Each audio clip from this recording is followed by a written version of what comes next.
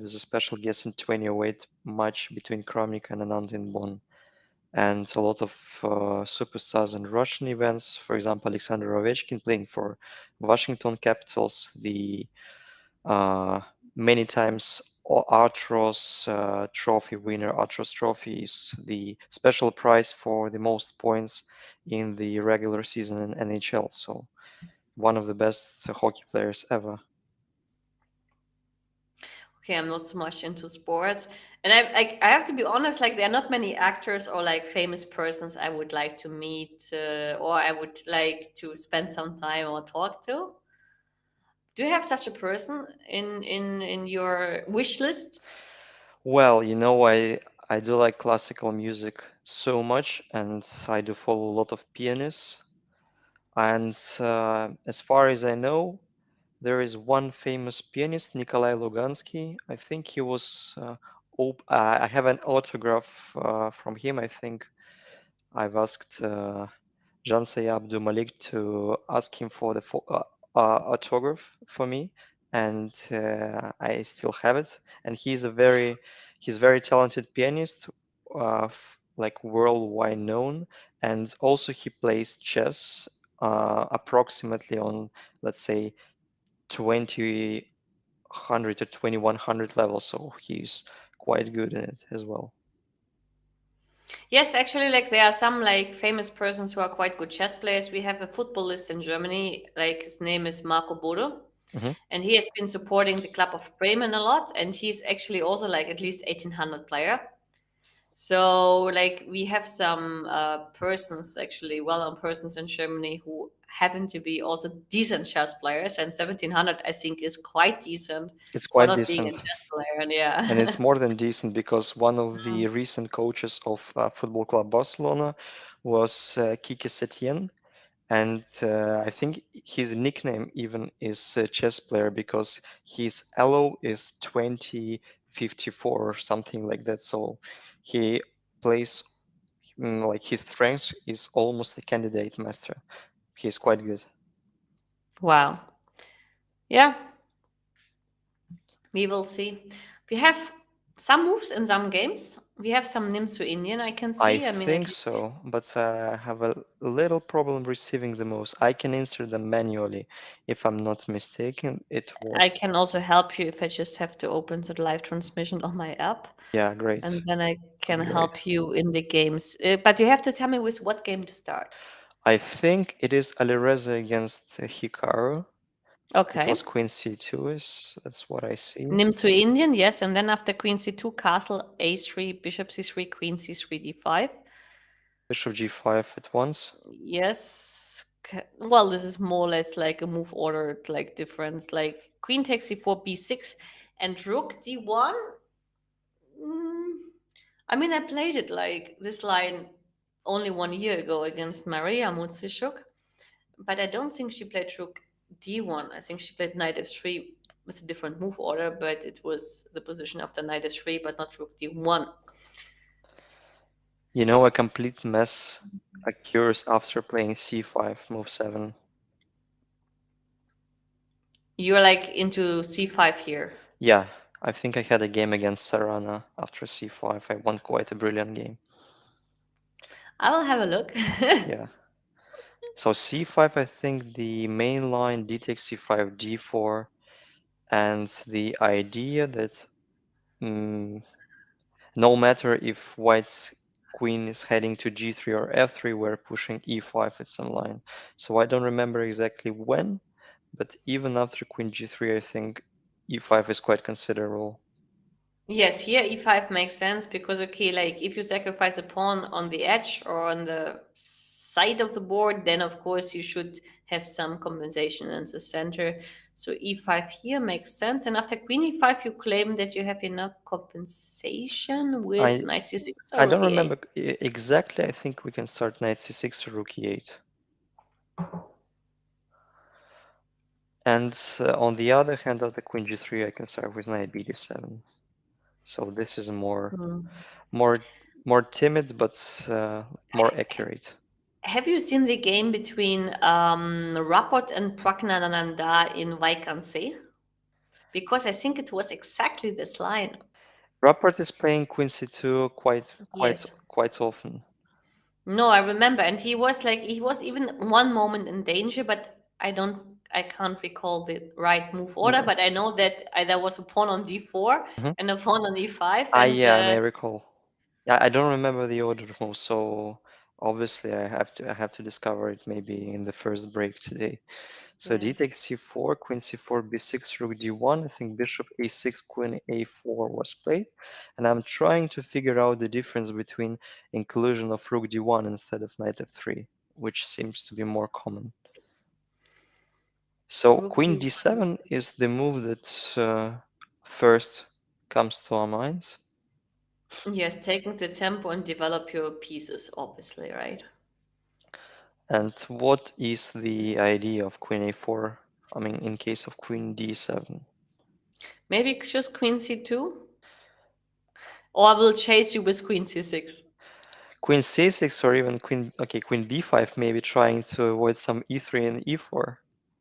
Yes, queen b5 could be thrilling. Just I'm not sure like how the position is if I take on f6 and I claim like I have long term, how you say, Like a little bit better compens pawn structure. And h4, even knight f3. Then at least I have the threat of e3, and then I can claim that your knight queen b5 was a bit too creative. premature, yeah. Uh, Fair point. But instead of queen b5, we can develop uh, calmly. But how? So we can play queen d5, but it looks a bit weird. yeah, Because I didn't want to play knight c6. It looks a little bit strange because usually we try to push c7, c5 at once. but my question is, if I play queen c6, just to really like ask you. I mean, if you take, I mean, even if you give me the double pawn on f6, I'm not impressed. Of course, my knight on c6 is a bit misplaced, but maybe I can move it to e7 and then at some point try to push c5. Not sure I will make that, to be honest. But it's very hard, like to. I mean, if you play e3, I will take on f1. I split the bishop pair, and I'm still kind of solid by pawn structure. Hmm.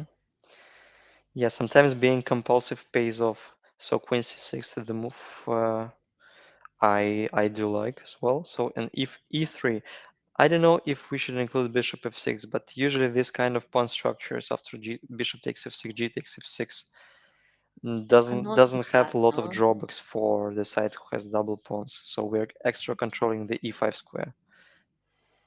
Yes, also like we have some luft for the king, so I mean like there's no back rank issue anymore. Hmm. And in the ending, when there are no queens on the board, these double pawns on the king side are not profitable in terms of an attack unless you bring all your pieces still there apart from the queen, which is unlikely. Hmm. And this kind of endgame, Knight e4. No, knight e4, maybe bishop f4. Okay, maybe I should be a bit. Maybe I thought this. It's interesting. after This, knight e4, bishop f4, you can try g5 and play for the initiative.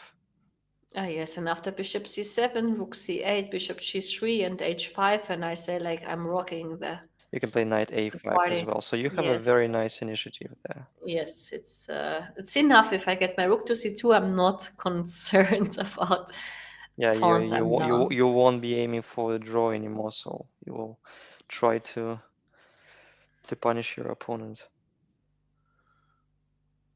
for such a slow play. So, but Mm.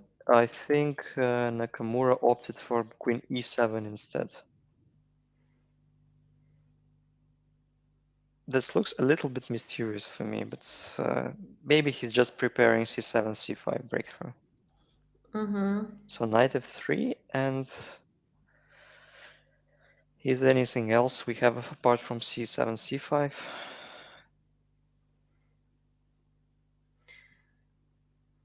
Well, actually, if you manage to play c5 in these kind of positions, actually you are quite happy, I would say, no? Indeed, uh, white will respond with taking on c5, otherwise the whole concept doesn't have any sense. Yes, I mean e3 would not make sense because the castling will be gone after bishop takes f1, and that's not what you want. Besides, splitting the bishop pair when there's an open position is also not, at least according to rules, the best strategy. Yes, you take on c5, but then actually, like, even I've seen positions where you just ignore it. You like playing Anno 97, you cannot play. Yeah, unfortunately, we cannot develop the queen side fastly, so we still have to Mm. take on c5. But we can choose, we can take with the pawn, trying to pretend that this pawn structure is even preferable for black because Even I like to take with a queen, to be honest, in this position. I'm not afraid of the double pawn unless you convince me that I should. no, no, no, I won't convince you because I do like it as well. Queen c5 and b takes Knight c5 both most look b7. quite reasonable. Bishop b5 I have if I want to play knight c6. So, yeah. You know, after instead of d takes c5, I realize that also e2 e4 is still possible, and it reminds me one of the lines in Nimso Indian, very similar line. And then after bishop f1, we can take both with rook or with king. No, yes, with king. Usually they take with king and then they play g3 and king g2 as one of the common things to develop Hmm. the castle in an artificial way.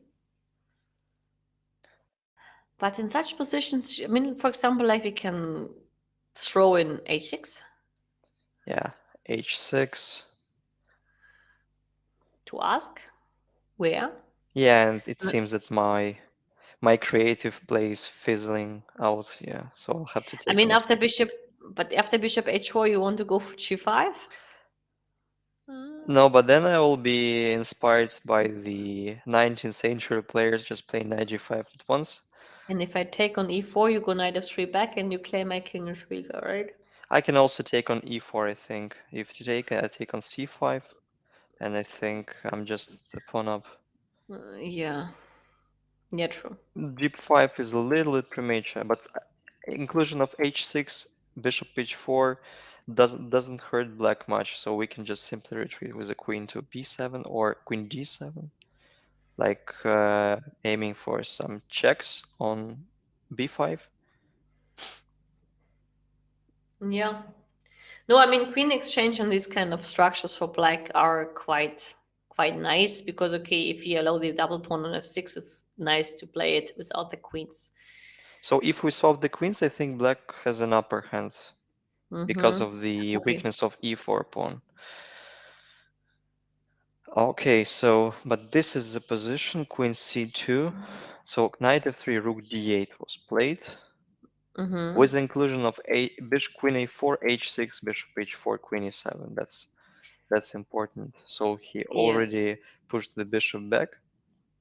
But this inclusion is quite important from the psychological point of view because after h6, it's the first time when your opponent needs to decide on which diagonal to stay.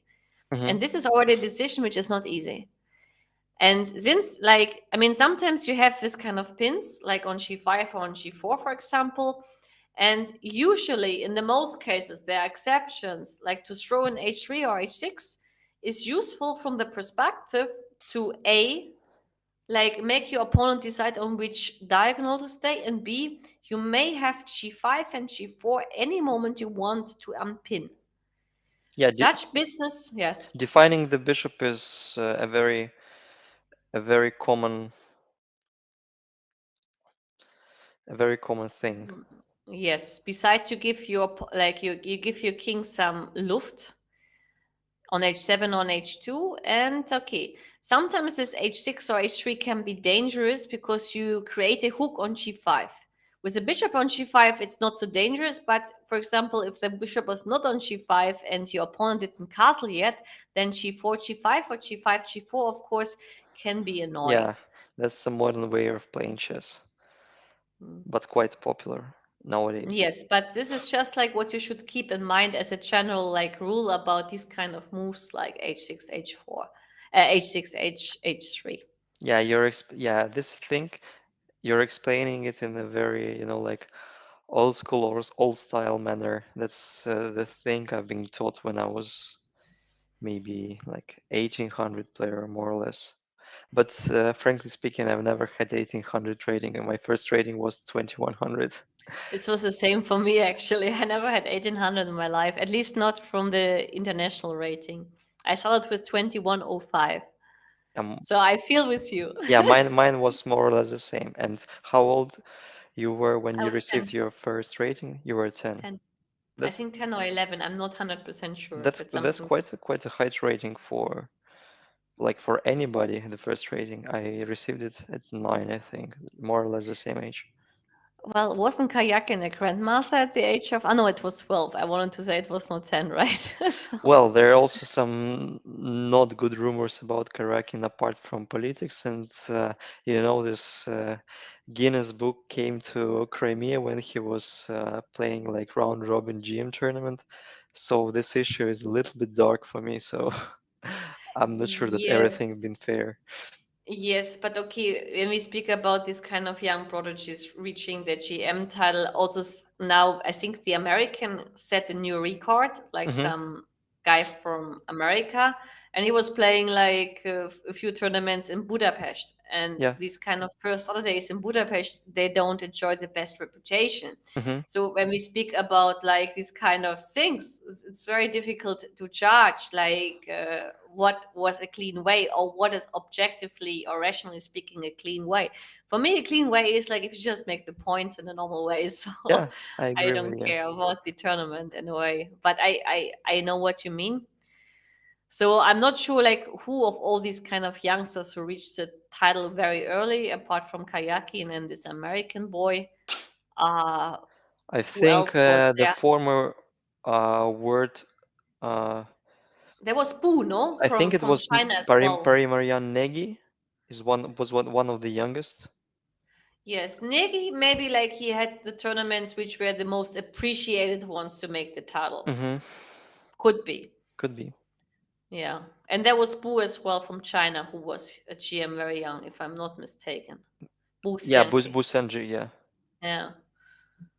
But okay, if we make a statistics and look at all the tournaments and we judge according to the reputation of the tournament, then we can have a conclusion what was the cleanest way. I think like the regarding the current world record holder Mishra, the American Mhm. young American, so we'll have to wait for his future results in order to judge his But like. I remember he played in some kind of online Yeah, he event played in this recently and quite Magnus or impressive. Like he did like some nice scores, but I'm not I just heard about some victory, but I don't even remember against whom and so on. But he wasn't doing badly. yeah, he wasn't doing badly for sure. So Yeah, no no, for doubts. sure This the guy is huge. It's a huge talent. yeah, That's yeah, absolutely no we doubt. should conclude it. Yeah, that's fact. Yes, but okay, like the tournaments you choose, of course, some tournaments to make norms are easier than others. If you play against old opponents who carry the GM title, I would say it's easier than if you play like young Indians with the GM title, just to give a good example. It's so funny that my first GM norm I've obtained was in the tournament where I played against Magnus. Yeah. Maybe that's unique. You rarely achieve the GM norm playing the reigning world champion. Yeah, no, I mean, I believe that. I just like saw some Facebook post a couple of days ago. And then I saw some guy like a grandmaster. I don't remember who it was, and he showed some results against Indian boys. And Hmm. like, okay, he lost to 20,000. He made a draw to 1700, and then they claim like, okay, but all these Indian boys are totally Yeah, underrated, you know? that's actually true. And regarding the deflation of ratings and the pity that there is not a lot of tournament blitz and rapid tournaments in Asia. And I remember this young Indian prodigies coming to play Aeroflot Open Blitz, and I may recall the match between Pragnananha and Yesipenko. Yesipenko already had 24-15 Blitz. It was maybe 5 years ago, and Pragnananha had exactly 1600 rating, and obviously in such cases the match ends in favor of the lower rated player.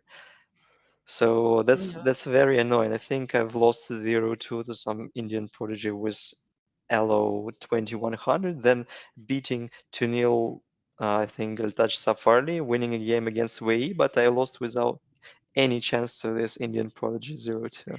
Yes, because the ratings are not. I mean, it's difficult when you're like your opponent comes from countries where there are not so many tournaments Hmm.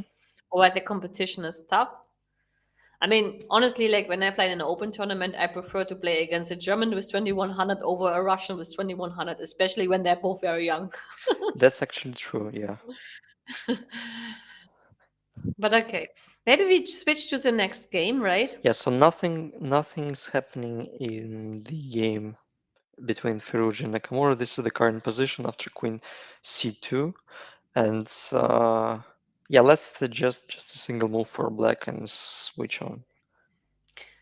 C5? Yeah, C5, so we can just push it and then the players will figure out whether it's good or bad. Maybe stills, like C5, E4 can be a move, but You know, I was wondering if after d takes c5, I can even play knight c6. And if you take on b6, I play rook c8. I mean, it's of course over ambitious, but it would suit the character of the position, let's say. yeah, there is no reason to argue, I agree. So we're switching on the game between, it's your turn to choose which one I should we want follow. Rapport. Okay, I let's. will always want Rapport, so you don't have to ask me again. Okay, great. I'm super motivated to follow Rapport as well because I've predicted him winning with black pieces. And we, You know, I would like to him to win all the games, but you know, like wow, I'm still objective, you know. I don't know if you would be surprised, but I've just looked through this position a couple of hours ago. It's so funny. Yesterday I played some Blitz training games, and I've been briefly checking the line between Pragnananha and Giri, the game. So after b6, I'm considering b6 move is the best in this position. Meanwhile, there's 7 or 8 different moves which maintain more or less equal position, like Queen c7, e6. I'll just insert the moves. I think e6 was Queen c7 was Swidler's suggestion against Dubov. E6 the more popular move, and d takes c5 could be the move as well after that. I think it was like in Laznichka against Navarre 2011. So I've been looking through this variation precisely.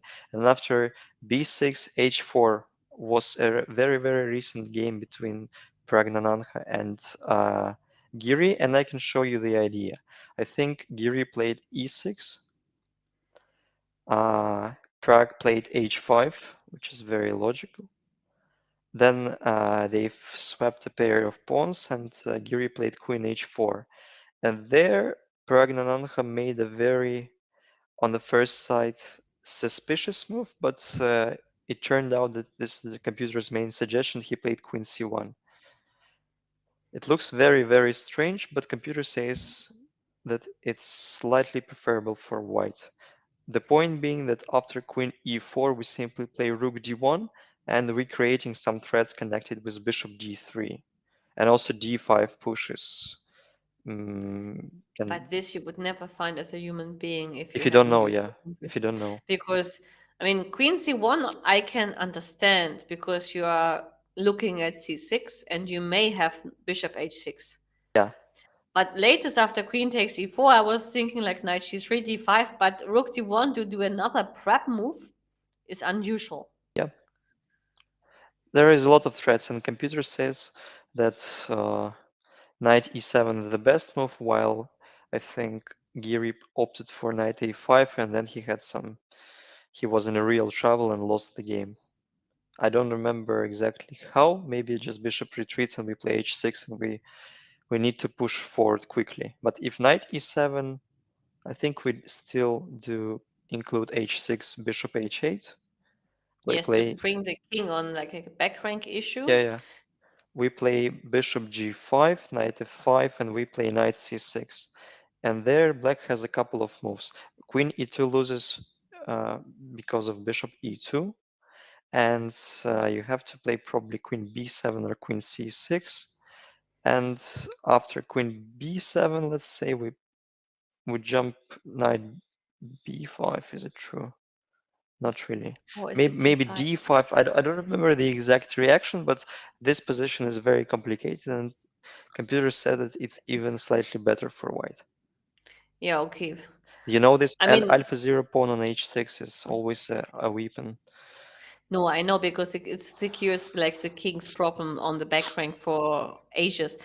I mean, here in this position, like queen b7 is not like the move I would do when I'm in defense. I would go for queen c6 and really like try to win time if I can.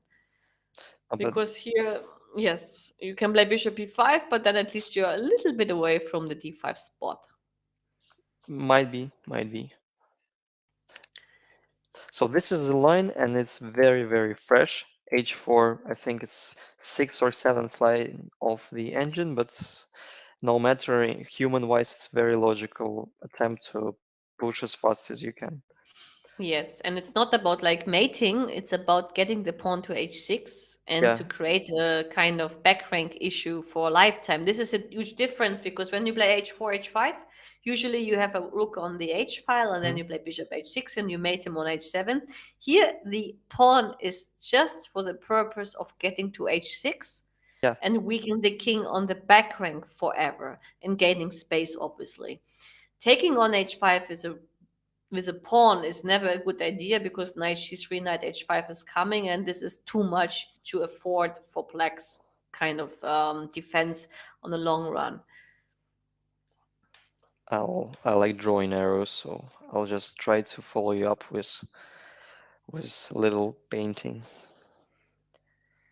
So yeah, that's a very important point to admit. And instead of h4, I think Ding opted for the computer's main suggestion, rook c1. But you know how I think Rapper's decision to play Grunfeld is quite ambitious. I don't remember him playing Grünfeld against Carlsen. Recently, He he played, played the almost the same line against Maxim Vachier-Lagrave in FIDE Grand Prix, but he played rook c1 instead of castling. So he played rook c1 at once but there, being white. but being Now he's white. playing Grünfeld with black, and I don't remember him playing Grünfeld in Say to be honest. But maybe I'm mistaken. I remember his loss against Carlsen. This was a Catalan. But despite that, Yeah, Richard can play. He has a very, very fresh mind. He can learn by heart a lot of lines, and he's being very, very creative recently and throughout the whole career. But rook c1, bishop b7, bishop b5, this position is not new. And after bishop b5, I'm trying to recall the black's response. So white's main idea after rook c8, this is the line. We try to take on c6 for all of a sudden, and after rook c6, we play d5 and c4. That's the idea. yes. And the idea is when we capture the knight before we play d5, there's nothing jumping on e5, and Hmm? there's no weak square which can be occupied in the center by the knight, who is besides the most dangerous piece once it's established in the center.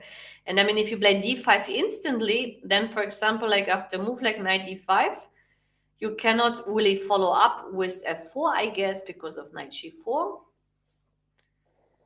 And even if it looks like huge by all the pawns, I guess maybe after c4, you will not have so much advantage in a way because, okay, you have some bad coordination. Hmm. I guess this is the reason why d5 immediately is not played, right? Yeah, this black black's knight e5, knight g4, c4 is very in the spirit of the Grunfeld defense. So usually white try to avoid it somehow. And human-wise, bishop takes c6, rook c6, d5, as I pointed out for myself, is a mm, very vivid and very interesting idea, because after rook d6 we play c4, and after e6 our plan is to put the knight on d3 and then trying to help out pawn's movement playing e5 and d6 in some lines. So it could be the line.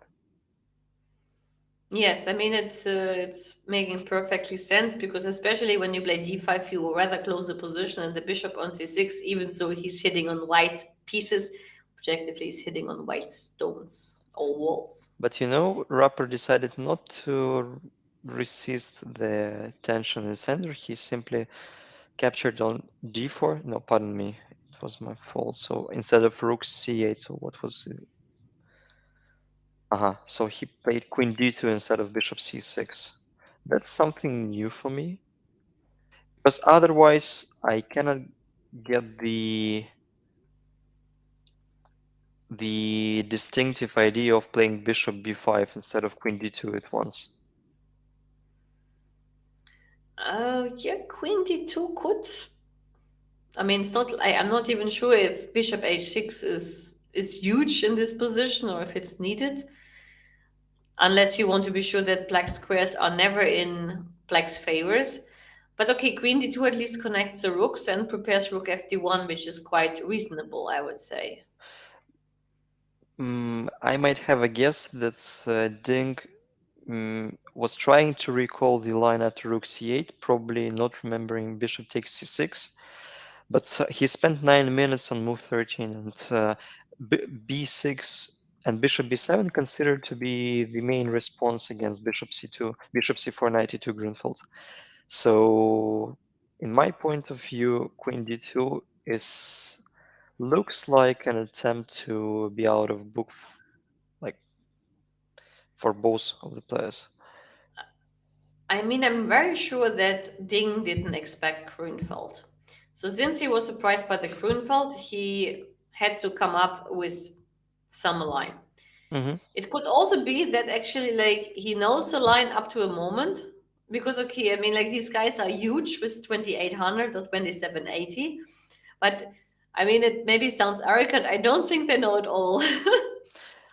In terms of human beings, everything may happen, and I always try to call people not to overvalue the human factor. So we are all Yes. humans. We can easily forget something. I I mean, he may know the idea of bishop c6 and d5, but maybe he thinks like he should get off the prep. But Hmm. maybe actually he got off the prep even by the choice of what he chose against the Grünfeld. That would also be likely. I guess that Rapport prepared the Grünfeld before the start of the event, well, extensively. I'm sure about that. So probably he knows I, I'm most of I'm the trying lines. to recall the his seconds repertoire, opening repertoire, Lubomir Lubovich, and he was quite an aggressive player, very rigid, and but I don't remember him playing Grunfeld, to tell the truth. Yes. And who knows if Lubomir is alone there? Because sometimes, like you will be laughing. I take a second with me, with whom I like to hang out and who has some kind of wisdom and who can calm me down. But the guys who are actually working for me all sitting at home with a huge engine in their room. Mhm. But nobody, That's no, what I'm but nobody expecting. knew about your real second. I mean, chess second. I don't think that Lubomir is a real second in terms of the prep. He is a second who can be known. I mean, that's how I would do. Like if I take someone to the tournament, I would take someone who I like, with whom I like to spend time, and who's a chess player, so people would believe that he might be my second. Mhm. But the guys who I want to basically work overnight, they are sitting home. Oh, you gave me a clever idea. So if someday I'll manage to qualify to candidates, so you can make a picture of uh, like Take your somebody best picking friend a to the second. candidates. Yeah.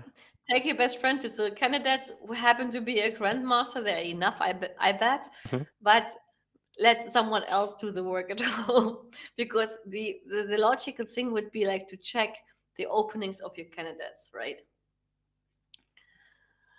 I mean, no, to check the openings of your seconds, but maybe not keeping in mind that Usually you might have others. most of seconds trying to hide their opening repertoire. We got some message from Olya. Yeah, I think we can announce it.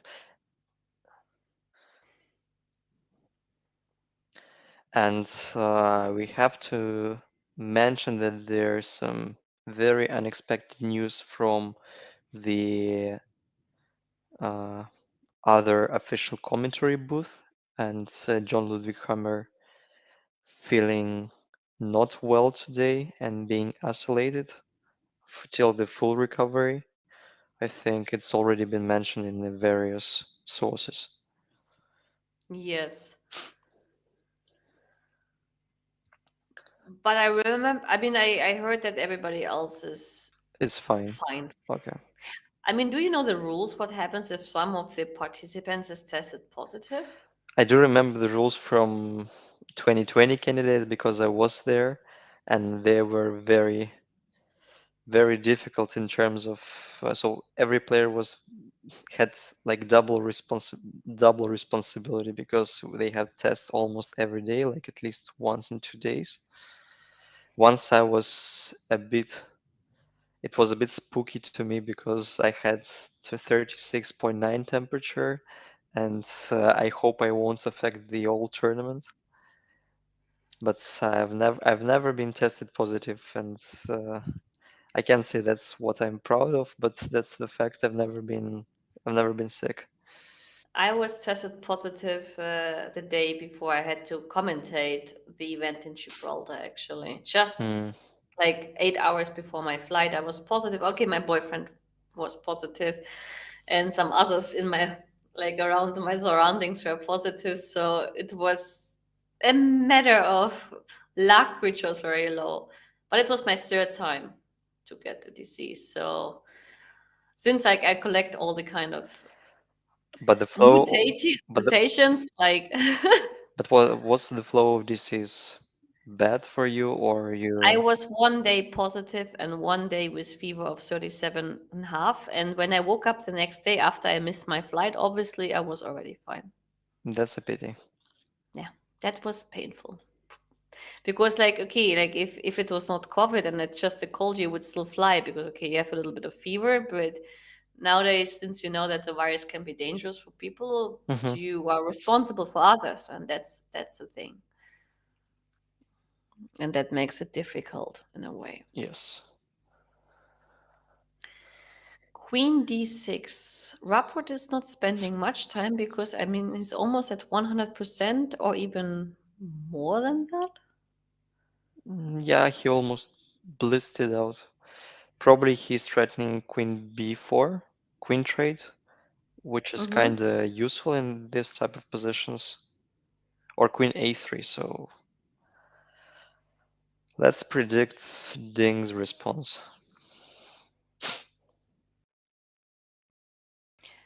Ding's response. Mm. Okay, knight b4 indeed is a little bit. Can I play d5? And if you play knight e5, I play f3 or even h3. Maybe h3 is more ambitious. h3. Yeah. Yeah, I think this is the line to check. So I'm trying to get rid of your light squared bishop.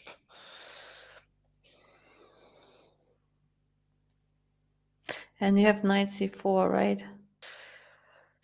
Yeah. Well, you can propose this kind of trade, but I'm not obliged to take it at once, so I can start with e6 probably.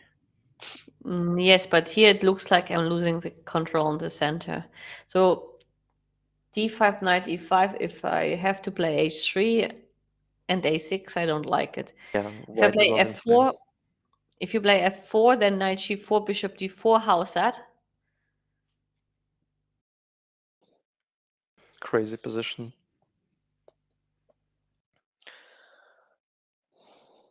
Once again, I don't know if, like, positional wise, the dark squared bishop trade is in white's favor.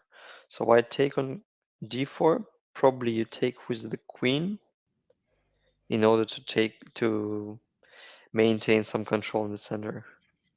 Mm-hmm. Maybe knight d4 is also quite reasonable. Yeah. But yeah, here I do prefer white somehow because also a very important idea you want to play bishop c6. No, but then this could be a solution just to play d5, f4, because okay, you should be quick before black gets what he wants. He has Hmm. space disadvantage, so he's lacking space. So for him, the more pieces he changes, the better in general. And then if you have some kind of like we call it like the hanging pawns, this is not the case Hmm. here because e4 is still like protectable with f3. But as a general rule, like if you play against hanging pawns, of course, first of all, they're easy attackable, and second of all, the more pieces you change, the weaker such pawns are in terms of strengths, Hmm. in a way, unless they crossed already the border Yep, of that's the rule. board too advanced. You know, you Yes, actually. I think Yeah. I think you came up with a very clever idea. So d5 94 95 f4, and I'm failing to find a reasonable response for black.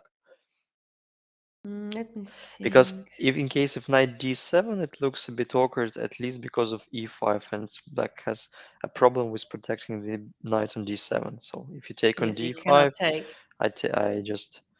I'm a piece up. So there is a lack of empty squares for black's knight, so knight g4 is kinda active. We play bishop d4, and maybe some tricks may appear for black. I don't know exactly how, but let's say if we take on d4, and if knight d4, we try queen a3. Mm-hmm. But it looks a bit weird for many reasons, at least because of bishop c6. Yes. Okay, maybe you have knight e3 at some point, but because bishop c6, probably you can answer with bishop a6. And then my plan was to play rook f3, I think, just kicking out the queen. And I have no attack on c1 anymore. That's clever. Now this can turn out to be very dangerous for black. How much time did Rapport spend I so think far? 40 seconds. It's unlikely to be that he. I mean, if he spends 40 seconds for the entire game, like you're, and he doesn't have a bonus, right? Well, he does not, So, so he spent 12 minutes for 14 moves. okay, but this could mean that he is not in the prep anymore. But the question is like, since when? I mean, Queen d6 was the first move he was thinking about, or is Mm, this now the no, no, no, it moment? was not. I think after Queen d2, he already spent 3 minutes capturing on d4, Okay, and then so Queen Queen d6 was d2. blitzed out. Yeah, so Queen d2 is maybe the move which was surprising. Hmm. But Okay, sometimes, but you know, like yes. Rook fd1 is on the board. So what did we miss? Once again, let's check. Meanwhile, I've checked I think, I had a brief analysis yesterday of Endgame, which we've been following quite precisely between Nakamura and Radjabov. And you know, Rook B1 idea when we've been deciding between Rook A1, Rook B1, and Rook C1, Rook B1 was the only rescuing move for Black. So we like But we had this conclusion, no, at yeah, yeah, some yeah. point So we because concluded that Rook B1 was the best. Instead of it, he played King H5, Rook C1 first and King H5, but it wasn't a clever decision. So we are still capable of providing some good. yes, but we are like playing moves. Yeah, we're playing moves, but anyway, And then we we came up to understand, these moves. yes, but then we understand like when we play a couple of moves, then of course it makes things a lot of easy, like a lot easier because we're just trying it out and then we see that Has there the is an consequences. advantage. Yeah. Yeah. So D5, been, what we've blundered. Maybe I can play knight a5 and then actually I have still the a6 plan and Mhm. I save an important tempo and I guess if you play f4 now, you don't threat e5 because of d5, and I can play maybe a6 I do not. and e6 and stuff like that. I don't know. Can I try Bishop D4? This I think is always possible. A6. Then you If take and play bishop and queen d4 check and no queen d4 check. No, you can maybe take on g7 immediately I can take as well. No, no, no. to But do I? If I take playing queen d4, there is then a there's e5. then you have e5. Yeah. Yeah, there's e5. That would be some unfortunate surprise. Maybe still the line is not over yet. So we take on e6, queen takes d4, knight d4, and we try to get something out of this razzle dazzle, like taking on f7, but there is not much. So you just take with the king. That's painful. Yeah. Like my idea was very, very typical for this kind of positions. I wanted to capture with the. So I play bishop d3, provoking you to take on d4, knight d4, and after e6, I thought I can try f4. So it's a very, very common idea in this type of structures, giving up the pawn on d5, playing e5, and trying to push as fast as we can. Yes. Here you have a strong center and like f5, f6, queen h6 can be annoying. Yeah, that's a very, very well-known attacking pattern. Just sacrifice a pawn for the blocking knight. That's the best blocking piece in the I entire heard even world. the term for that in English because like I have been commentating with Trent like a couple of days ago, Hmm. and I asked him how to call this type of sacrifice when you give a pawn and you make a square available, and it's called the clearance sacrifice. The Clearance. Hmm. clearance, yes. In German, it's basically the same in translation, but yes, it's the clearance sacrifice. So white sacrifices the pawn to clear a square, and this square is here, obviously, the square on d4. And then with passing the pawn which captured, of course, he makes sure that the square belongs to him forever. Hmm. That sounds quite reasonable. Yeah. Well, we're failing to guess literally at least one move in a row, like rook fd1 was played. Um, let's take a guess once again. So I think we've been aiming to trade the queen somehow, like playing queen Yes, b4. this was one of the main goals. But maybe here actually like black loses too much time. For example, let's take on c6 and claim we get a c file. You take on d2, rook d2. You take with some guy on c6. I play rook c2 and then rook c7. You take on e4 and I take on e7 and a7. How about that? Brilliant calculation. I didn't calculate. I was just hoping it works. Yeah, I'm very curious about this line as well. Okay, after rook e7, like seemingly black should hold it, but while white is still pawn up and at It's a least pawn. something. Maybe in terms of the players of this kind of level, this is a dead draw, but in terms of normal human beings, it's still quite playable. Hmm.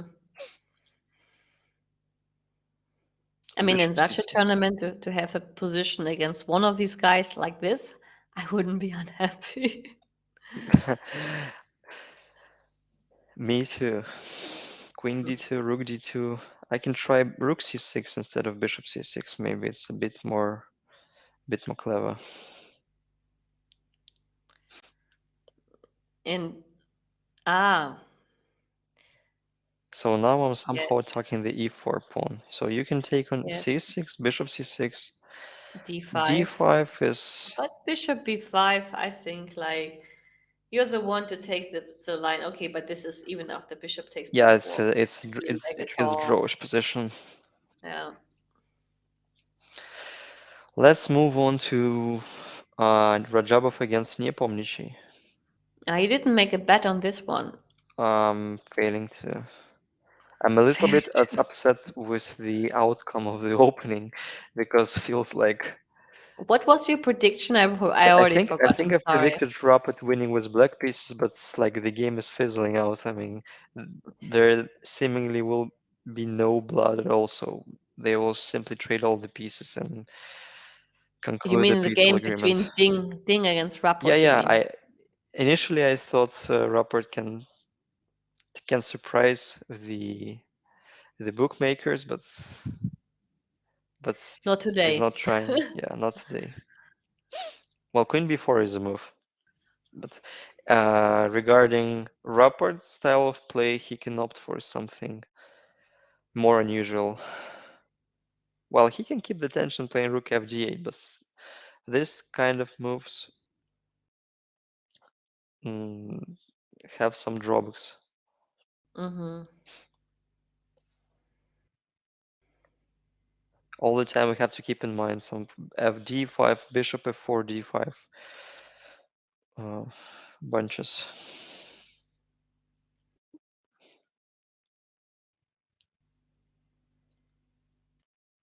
Yeah. Well, yeah, let's just wait for Richard's decision and then analyze it. Let's move on to Radjabov against Nepomnyashchy, as I said before. Mm.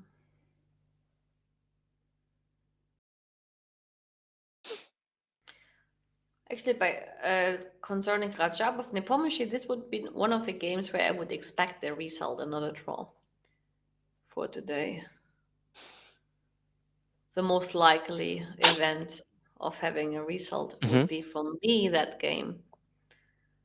I'm a little bit surprised with so C5 was the new idea by Nepomnyashchy. That's quite reasonable because other line instead of d takes C5, Queen A5. Is knight a3, no, on queen a4? Sorry, yeah, I think Queen A4. Maybe Knight A3 is also a move. Yeah, I think it's possible as well, but I never analyzed it properly. I remember some Queen A4, Bishop D7 line, Queen C4, B5, and here White's Queen can Queen retreat to d3? D3, C3, or either B3. So Queen D3 is the main position, C4, Queen D1, I think Rook C8. And there White has Knight C3, Knight E5, and Bishop F4 moves. So Knight E5 I think is the main line. Um, I think Black take on E5, D takes C5, Knight G4, and this is the position Queen D4, H5 or F5. And it's very controversial. So White is trying somehow to use the lack of development, but Black is trying very, very aggressive. They are aiming to play Bishop C5 and just push the pawn on the queen side. So it's a bit difficult to explain all of the Subtleties here. finesses of the position, but so it's all about the calculations, more or less. Yes, but that's what I said. Like, even without knowing the position, I would have bet that this is a very high chance. I mean, this game is a high chance for a result, for Hmm. either victory or a loss, like from which point of sides we Yeah, ever actually yeah, would that's see why it. I've been only analyzing this particular line because it seems to me more entertaining and profitable in terms of having a decisive result, no matter if it's win or lose. This is how we play. Well, but he opted for an endgame which is also Known. quite poisonous for black. And 92? Yeah, knight d2, also knight fd2 is a move. I think it's been played by. Uh, I remember it's been played by Katerina Lagnoin, the game against you and Yun. Knight bd2 is the main line, c3, pawn takes.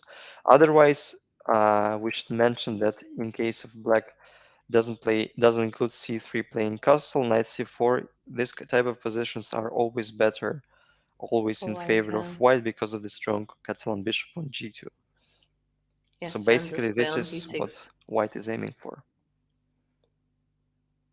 c3, b takes castle, we are still in the book.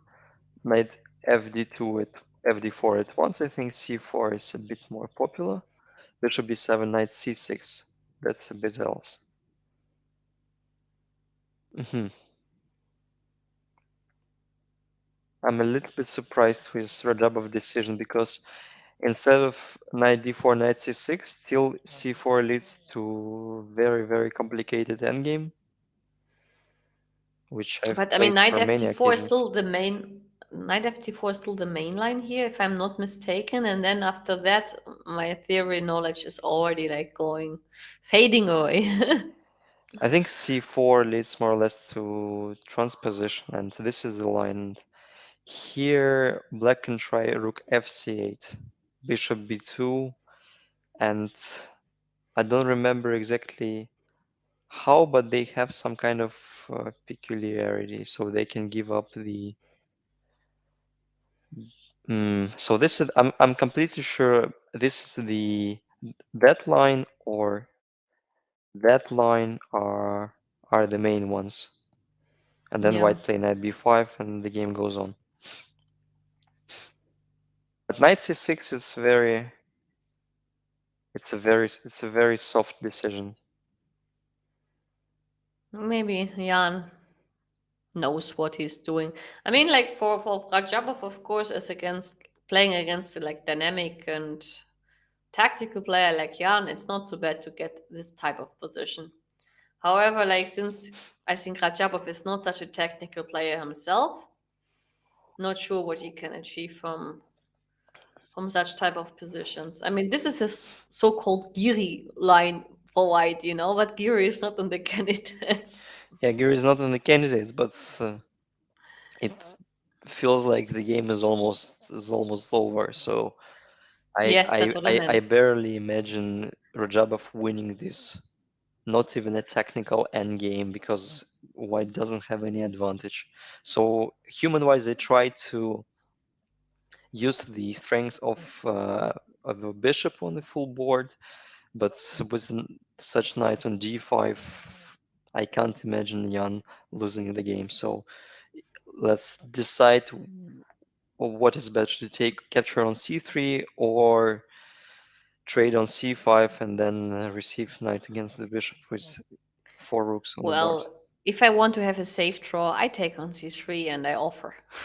Sorry to say that, but that is like it's out of discussion unless you see something which I don't see because of rook d7 I think there is knight e6 move that and that's knight takes puzzling c2 me a with a little bit. Knight, I know, but check. it's still a Okay, draw. I knight take takes on g3, and I knight take takes c3. g3. Yeah, that's smart. I get some pawns and then Yeah, so you're just a pawn up, so that's not a line for yeah. white. No, that's not the line for white. So knight takes c3, bishop c3, and bishop c5 is unless you have rook d7, and this is something huge. I don't believe, but who knows? And rook, I mean rook d8, rook d1, Not that much because we put our bishop to b6 and six. pretending that everything is protected. Mm, No, you have a4, a5. It's not okay. You have rook c8. I mean, objectively speaking, at this level, not much to expect. not much. Knight c3. There might be any other idea behind the scenes.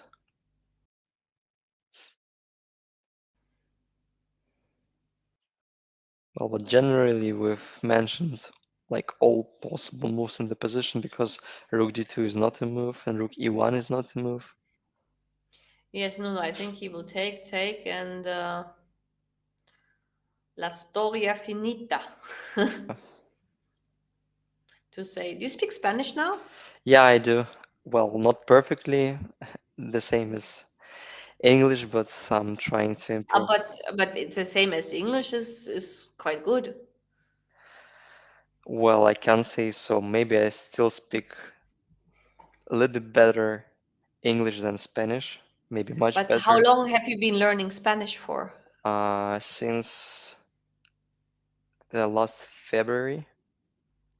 Like, Okay, but this is quite okay. I mean, you know, that you are talented, I'm not surprised. So, yeah. all the time when when I speak to Spaniards, I only speak Spanish, and recently there have been a very rare occasions when we didn't we didn't understand each other. So it seems to be that I have some progress learning another foreign language. Yes, okay, but for a gifted person.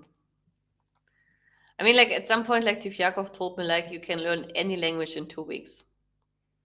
He told me like he learned Italian in 2 weeks. And you I was spoke Italian to him? no to Tivjakov, never. No, no, no, no, no. I was just like he just said to me like each language takes 2 weeks, Well, especially like it's if it's a European language. Maybe he didn't try Hungarian or Finnish because they're supposed to be the hardest ones. yeah. Also, I think Latvian, Lithuanian. I mean, Yes, but I mean, they're very unfamiliar. They're yeah, but very Spanish, different. Spanish, Italian, I can believe 2 weeks to know what you need to know. Maybe I'm not trying that hard, but Yes. I'll definitely try to. So, a very soft game, very smooth between Radjabov and Nepomnyashchy. Mm-hmm. And there's Duda missing, right? Yeah, And Caruana. we're moving to we're moving on to Duda against Caruana. That was my other decisive prediction, but unfortunately for me, the position seems to be more or less well known, at least the pawn structure. It I'm was neither. Yeah, it was neither, I think, but I'm a bit puzzled how Caruana will progress. H5 is probably the best move there nowadays. Queen d2, queen knight b7, castle, bishop e7, e5 instead of castling. I remember that instead of 95, a3 is also quite popular. At least it was an engine move. And then the idea was bishop g5, h4. And if you play short castle, then something like g4 and rook g1. Hmm. I had the game against Teimour actually 4 years ago, and it was on the board. I played a3 and then bishop g5, h4. How he responded? I don't remember. I think he bet queen c7, rook b8, something like that, but I don't remember. But you have rook c8, you have queen c7, you have rook b8. I played 2 games in my life in this line with white. But I remember that the engines, like the really high tech engines, they like a3 a lot, and then they point out the idea with bishop g5, h4. Mhm. But maybe these were engines, not Alpha Zero and Lela. So it could be that this changed again. But that's what was a way to play it. I think, yeah, Caruana might still have been in the book after b5, and Mm-hmm. probably a3 been analyzed by him and his seconds quite properly. But he I decided bet. Yeah. to knight d5, bishop takes, e takes, knight b6. That's the line. I think. Wow, bishop b6. Oh, but otherwise c5 is gone, unless you want to claim there are some ideas like knight a5, but not here. Knight a5 and c4, but this is not what. Surely not. Knight. Yeah, I'm trying to recall the line. I think knight a5, knight d5, bishop f2. Mm-hmm. Um, no, but then black simply can castle. Black simply can castle there. Yeah. No, I don't think that black has huge problems here. There is a very similar position in other line, I guess, where we sacrifice on d5, retreat with the bishop, and then play bishop d3 and something like that. Okay, then knight b6, bishop b6, queen b6, knight a5, rook c8, knight c6. But I think it's been played by Dominguez with white for several occasions. Knight e5, knight e7. Mm-hmm. Knight e7, queen d6. That's the more or less well-known line, I think, for neither players, because it's very, Yeah. very forced. Knight c6. Why not rook c6? The rook will retreat to d3 or to d2, and probably... The knight on e7 doesn't have a perspective. And with knight c6, I have king e7 coming. With rook c6, I make a one-move threat. Rook d1 is happening, or rook d2, and then it's not clear what you do about the knight and the Mhm. king. Yeah, So I human-wise, like knight it c6 is actually. more natural. Hmm. King e7, bishop d3. So, but he's Rook. not threatening anything on spot. No, it will be very hard here to work for an advantage for white. Easy position for black. Rook fd8. Or even rook cd8 or rook hd8. I think you can even choose among those. Maybe rook hd8 is more logical. Mhm. I think we have to double otherwise, or play rook e1. Mm-hmm. But after rook e1, even king f6 is not that bad. Yes. Or king I was e6. even wondering if I can play g6 and f5 or whether this is a risky business from the pawn structural point of view. Not really, I think it's more or less common.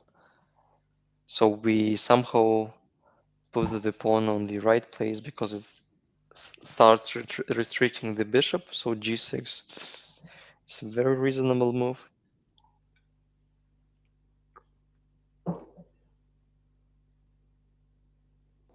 Well, rook e1, king f6 or g6 might be the moves. Yes, f6 you don't want to do because you weaken the white squares a lot. So this is like one of the moves. Even f6 looks like you're strengthening your pawn structure, but you give up the square g6, f5.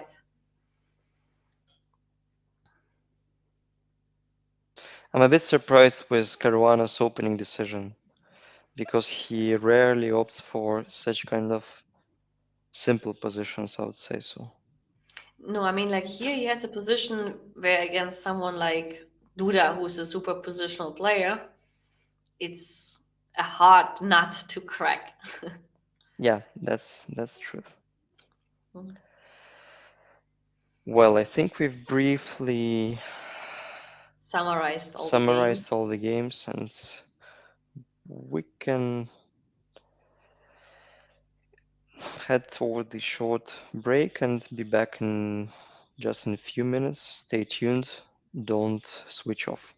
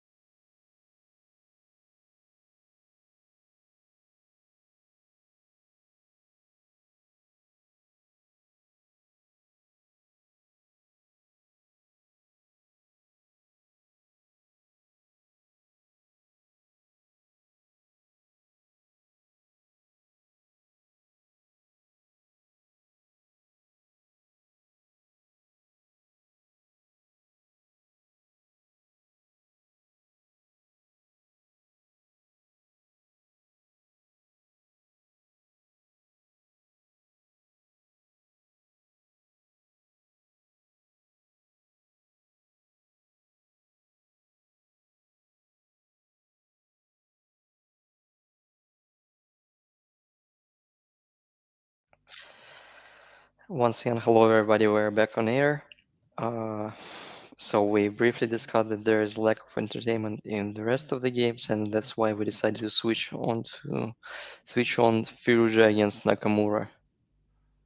And this is the current position. Let's briefly take a look how this position occurred. So We had since we had the motive of g5 knight takes g5 at some point on the pipeline, right? Mhm. And indeed, after c5, e4 was the move by Firouzja, bishop f1, then rook f1. So I I think I've seen this kind of idea before in one of the games of Wesley. So g5 was played, and I'm trying to get the I'm trying to understand the time management of both of the players. So after c5 was 14 minutes spent for c5. Then e4 was 49 seconds response. Then bishop takes f1 3 minutes, rook takes f1 32 seconds, then g5 6 minutes, and Nakamura has only 43 minutes on the clock. Left, yes. So you can say that it's actually quite likely that Firouzja prepared it. Definitely suits his style of play. That's Obviously, yeah. yeah, that's we have to agree on, and or he can easily be bluffing. I don't know, human wise, but it might be a very good bluff, very well prepared bluff. Bishop g5. I mean, in the current position at rook d4, knight d4, queen f4, queen f4, 44 seconds spent. Okay, but that's an obvious move. Otherwise, no. But pardon me, e5 was an alternative, but he opted for queen f4 instead of e5. So I mean, at least you have some visible choice. But if you blitz out queen f4, it means you might be well prepared, indeed. Yes. Okay, but not after queen f4. Actually, like two candidate moves: knight c2 check, which looks not enough, and king g7. After e5, there is some knight. Looks suspicious too. Looks very suspicious. Can we try to put the rook in the center? I'm trying to create some threads after knight to king e2, but now I'm failing to find at least one. Because the mate is hanging, we have to play knight d4. I'm super curious if king d3 works. King d3. We have knight f5 and then queen f6. That's not a good idea. Maybe that's not the best. Yes, You know you have king e3. That's funny. Because because after king. Yes, yeah, and if king c2 we have king f3 and white is and we're probably running. winning. Yeah, and if knight f5 we have queen f5. And also here, white is winning. So You, there's you not a have look perpetual check. you have rook d3. Yeah. Then if king e2 we have rook g2, but then you can go like king f3. No, can we? Rook d3 might be a very important inclusion in this line. Meanwhile, the line is not over yet. After king But d3, queen d7, we can try king c2. So you're obliged to take. We play rook d1, but there is queen e4 check. Seems to be very unpleasant. if he don't take the rook, Then I don't know how to avoid perpetual the like king perpetual. e2, rook d2, king f3, rook d3, and we can never. Well, we can. Can we go to f4? Mm, that's the main point. I would say yes. It looks like Visibly, you don't yes. have. Visibly, yes. Yeah, so So king not. e4 is probably winning, and this crazy rook doesn't work anymore. Then let's start from the simplest one. king g7. White can play e5, and we might respond with knight d5 Queen h4. or queen g4. Still have some doubts because queen Mm, g4 is threatening bishop f6, which seems to be very I mean, unpleasant. Queen g4 looks more dangerous. I agree. You have not so many checks. You have a check on c2, but then the checks are over. You know what do I have there? I thought I have f5 move, which looks very, very crazy. But then bishop f6 is somewhat I didn't like. And we'll have at least one check and capture the queen. I know you have king. No, king f8 is also happening with the check, so Yeah, there's no chance to avoid the queen loss. yeah, unfortunately for black. But on all these lines, actually, like black is losing. Maybe we should find something better. But after queen f4, once again, what was your other suggestion? I mean, I said like we have knight c2 as a candidate and we have king g7 as a candidate. Hmm. And if knight c2, so white cannot move their king to d2 because of knight e4, or they can? No, they Well, cannot. here I can get out of the pin with my queen. Maybe knight d4 is also possible, but my intention was like to have queen d7 check to be out of that pin. Uh-huh. But then we just, are we giving up the knight? And Like queen after queen a4? a4 Yeah, check, the last chance. you cannot go to b1. Even this ending, I'm not sure who's better, but let's say it's not what white aims for. Definitely not. Maybe that's why it would be wiser to start with king c1, can we? And after knight d4, threatening knight e2 check. No. We should knight e2 check, yes. But then we have queen f6. I was wondering if you have queen d3 instead of knight d4. But then you have rook d1 and you claim Can I try this move? Forcing you to uh, take. King c2. queen c4. Queen c4. But I think I'm hiding. You have bishop b2. Yeah, I have bishop b2 in the end, so we'll just show this line to you. Queen c4, b3.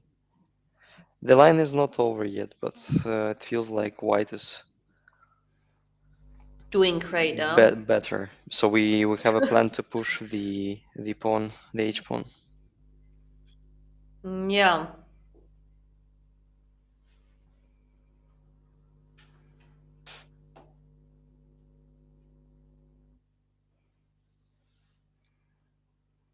That's an insane position. But that means, I mean, I have one more candidate move. Maybe rook d8. The threat is stronger than the execution. That's also a well-known rule. Or queen d7 is would be the fourth candidate move, but we can do it step by step because rook d8 doesn't solve the problem in terms of the pin. So maybe I can even do something quite like f3 and just say like I'm sneaking away to g1.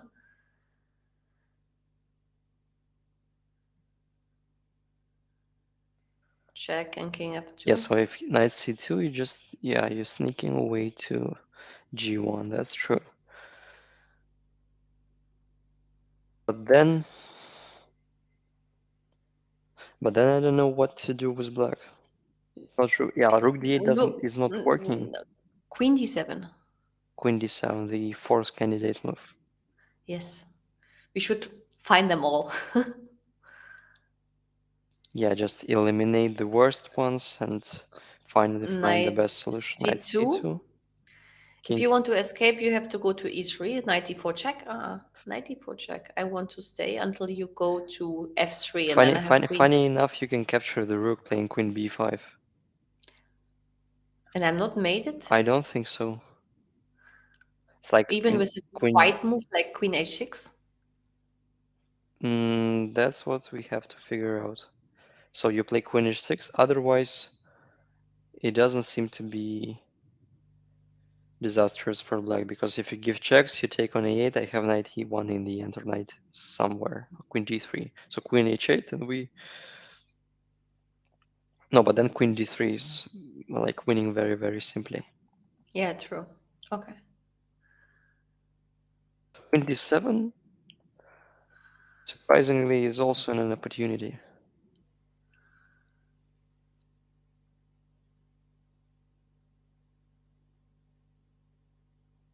Yes, but we can check the line if I don't do a quiet move, but I will go for the check on g3 or g5. No, queen d7, take, knight c2, king e2, queen b5. Actually, I also have king d2 here, right? King d2, but then I think I cannot include rook d8. That's the point. Mm-mm. That is shocking. Well, if I take on f1, Queen h4. wow, that's ruthless. But you can play rook d8 Yeah, check to distract me for one moment, because I think I have to take. exactly. And I play knight d4, if I'm not mistaken. And I'm not having a forced mate. Well, you have perpetual, but Yes, but it's not the goal of the play. seemingly nothing else. Hmm. Yeah, it's It draw. can be I followed mean, up in the game, so it's quite well. It's not a very precise analysis, but it's very mm, natural. let's say, like, okay, when you have a difficult situation, I mean, I'm just telling it for the audience, then the first rule is like not only to concentrate on one candidate move, but to collect the options or oops, to collect the options of candidate moves. When you have done so, then the next step would be to use the elimination method, which means like those of these candidate moves which don't work for sure, we can skip and we can concentrate on the other ones. That's what we just did with Daniil. And then finally we got queen d7. And for now, we didn't see yet a refutation, right? On the Unless, first sight, it looks very attractive when you see king g7, e5, knight d5, and after queen g4 or queen g3 you see f5, but then bishop f6 is something you can blunder. mm-hmm. So it's not that obvious from the first sight.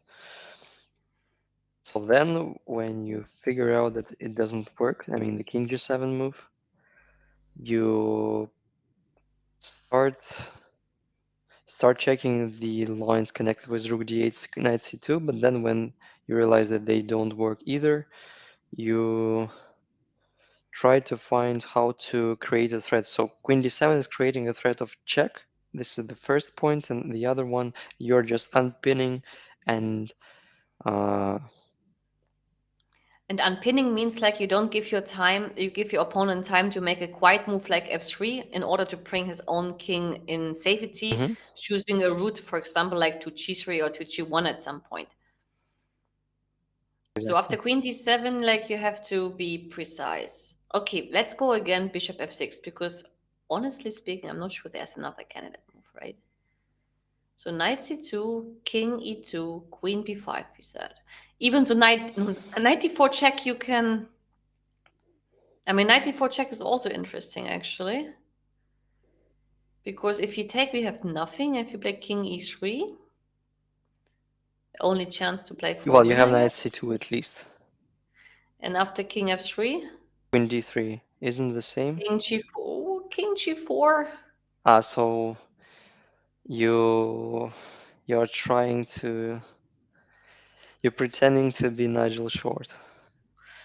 Well, I know the game against Tillman, but yes, I pretend to be Nigel Short. He will be very happy if I would say that. King h5, all in. But you can take on Yeah, g2, we can no? take on g2. That's kind of a cold But we shower for didn't. white. But we didn't check the option if you give plenty of checks, like on g5, g7, g8, f7, and so on. That's way more logical. Yes, we can do this in two scenarios, but okay, black also has two choices. I think we should start with queen f7. And king c6 looks a little bit more logical. We take Queen on e6, otherwise e6. we're out of checks. Queen b5, so we have queen d7, then what? Then Well, there I is another perpetual.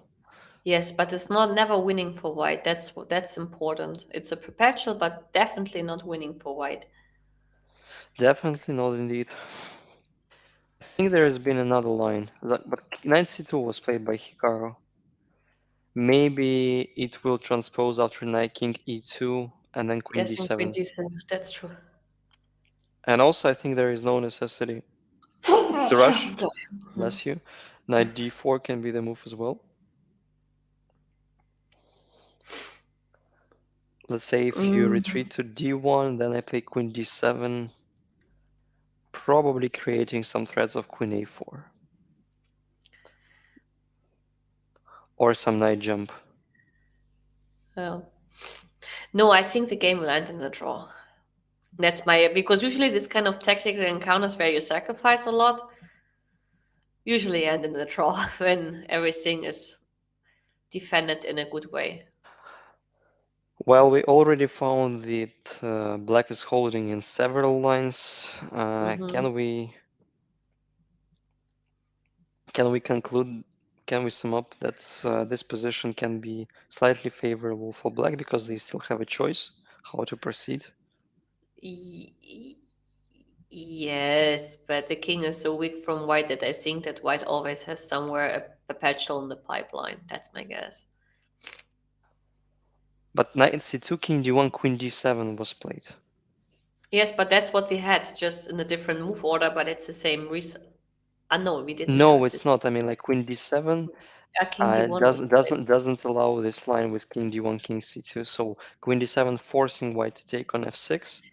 So this little finesse may be quite important in this game. Okay, now question number one. Take So and this is the position. We this is had the this position. line, but in another move order. You're right. And then after king b1, we can take on e4 and we go for the ending. After queen b1, we are obliged to take with the queen, I suppose, because our king is very, very weak, and we are aiming for to the endgame. Then black is in time to put the rook on d8 because bishop is overloaded. Mm-hmm. So it means that after queen e4, still black is absolutely out of danger. Yes.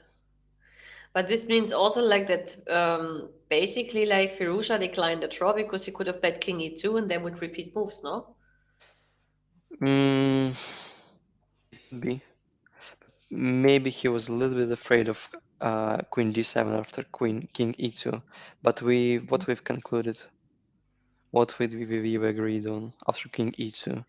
We had both options, queen d7 and knight d4, and we were fine with both of them for Hmm. black. I So mean, this endgame is like it might be zeros, I think. So you take knight e4, play bishop e3. Otherwise, so it would be smart to play bishop h4 in order to avoid rook d8, but there is knight but d2. wait, we have after queen a4 check also b3, no? So we don't have an overloaded bishop. But I think Firouzja played king b1 already.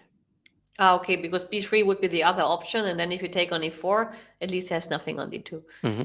So, and you can't take on Yeah, a3 that's if you correct. dare to claim. Could it be that he didn't like? No, but queen e4 is also an only move there. Yeah, King but maybe b1. it's improved. It's an improved version because in the ending, it's good to have a centralized king, right? Yeah, it's a little bit better than having a king on b1. So I'm a bit puzzled why b3 wasn't played. Okay, I don't think there's a huge difference in a way, but And not much. So I think bishop e3 will be no bishop e4 is on the board already, and mhm. black has to play rook d8. Otherwise, yeah, they have to fight for an open file. And Maybe king. Firouzja wants to claim that Yes, the h pawn. he has an h pawn, he has bishop against the knight, and some winning chances. It won't look bad if Nakamura transfers his knight to d5 square. just to keep Mm-hmm. him like away from striking distance. Yes, but still, it's a long battle. Indeed. Well, let's take a look on other boring games. Radjabov made a draw, I think, already. That's Yeah, what I that was the just most boring game. I mean, but there is no disrespect to Jan because he had black pieces. He played very well, very modern line with active. c5. Yeah, but then knight c6 is somewhat what's surprised me a lot.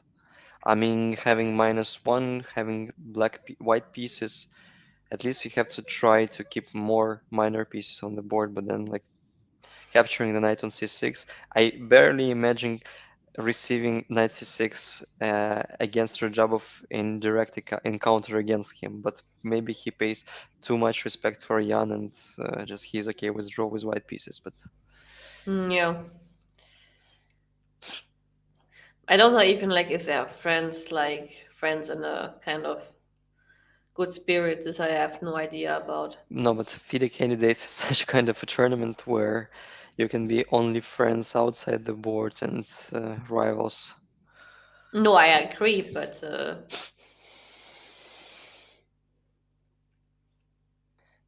yet maybe it's like to play against Jan is maybe not so convenient for him. That It could be could the be. reason.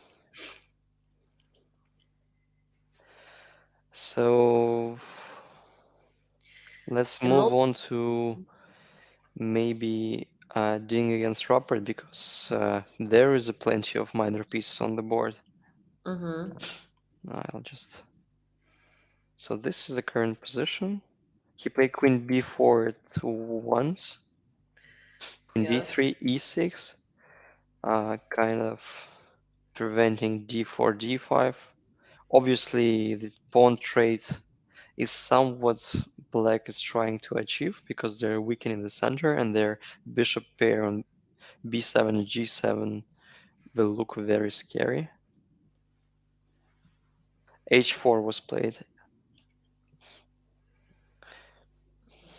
Okay, H4, the plan you were explaining earlier. Yeah, but this move looks a bit random. I mean, with the connection of previous moves like putting the rooks on c1, d1, uh, like h4 looks a bit random. Mm. Okay, Rook FT8, I think, was on the board, right? Hmm. Which is also logical. Getting attacked on the wing, you strike back at the center. Okay, it's not such a strike, but it's obvious that d4 is the most vulnerable spot in White's camp, and this is why, for this reason, should be penetrated. And also, Rapport is aiming knight e5. He's preparing knight e5 jump. Mm-hmm. Knight Beside, d5 is pushing for. besides d4 pressing on d4. So maybe queen b1.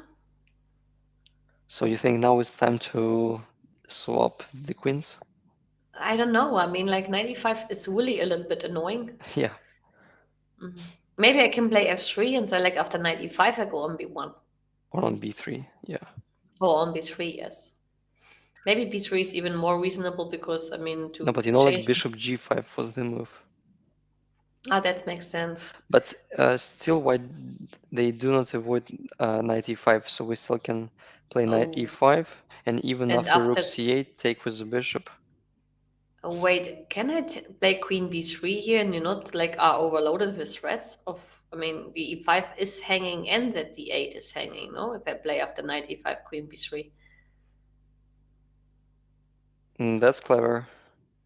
I didn't expect it. I mean, I didn't I mean, expect you the have move. f6, but still looks silly. Yeah, otherwise knight e5 is just senseless because we're not attacking anything. Yeah, queen b3 just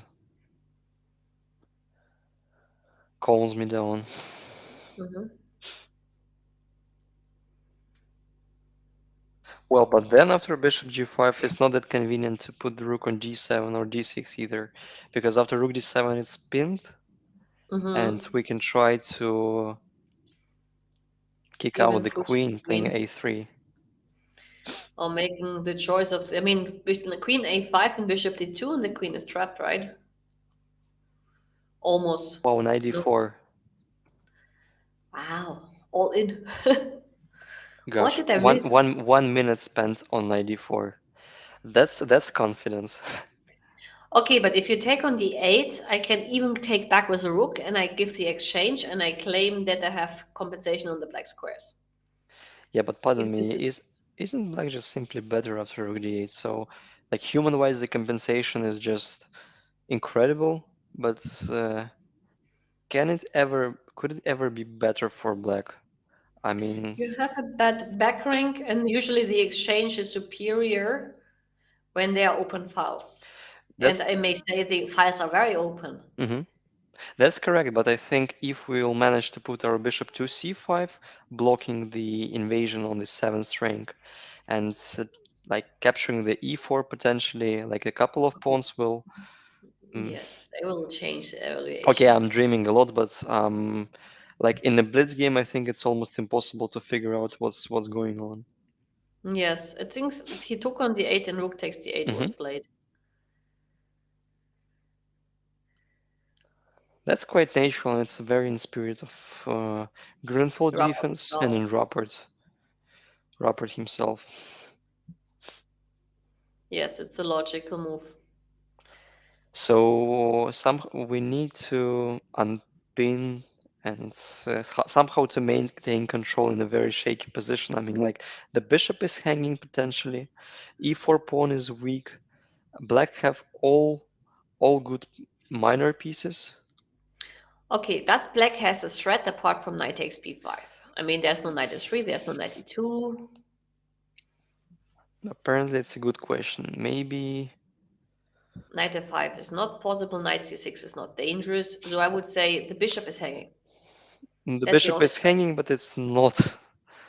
That's funny. I mean, like the queen b5 and knight b5 are not the threats yet. But okay, Yet. let's say the bishop anyway. I mean, like I should do something not to be totally Hmm. uncoordinated.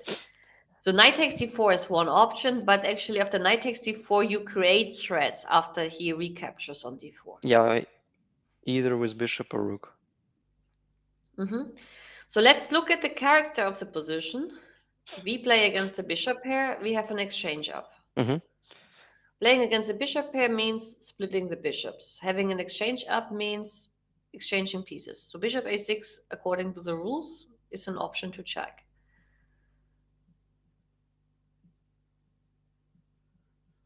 Unless it doesn't work. Yeah, but according to the pattern, it's absolutely correct. So we need to find the tactical refutation. Hmm. So probably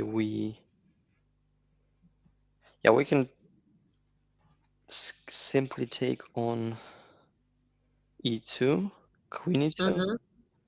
take on d1 because otherwise they will take with the check rook d1, the only move, and we take on e4. And You does claim up the does white rook. have anything on spot? Because if not, I think black is more than fine.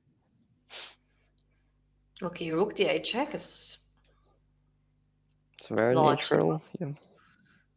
Queen e3. You see the check, you give the check. Uh-huh.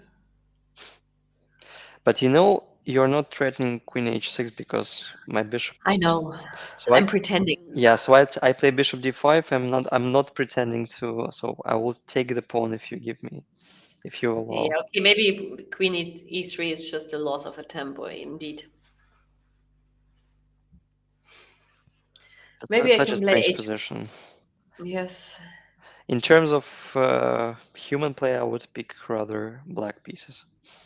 seriously. Yeah, because you know, like bishop d5 is a double attack is coming. h4 and a2 pawns are hanging. Yes, it's easier for black. Besides, black doesn't need to prove anything. Hmm.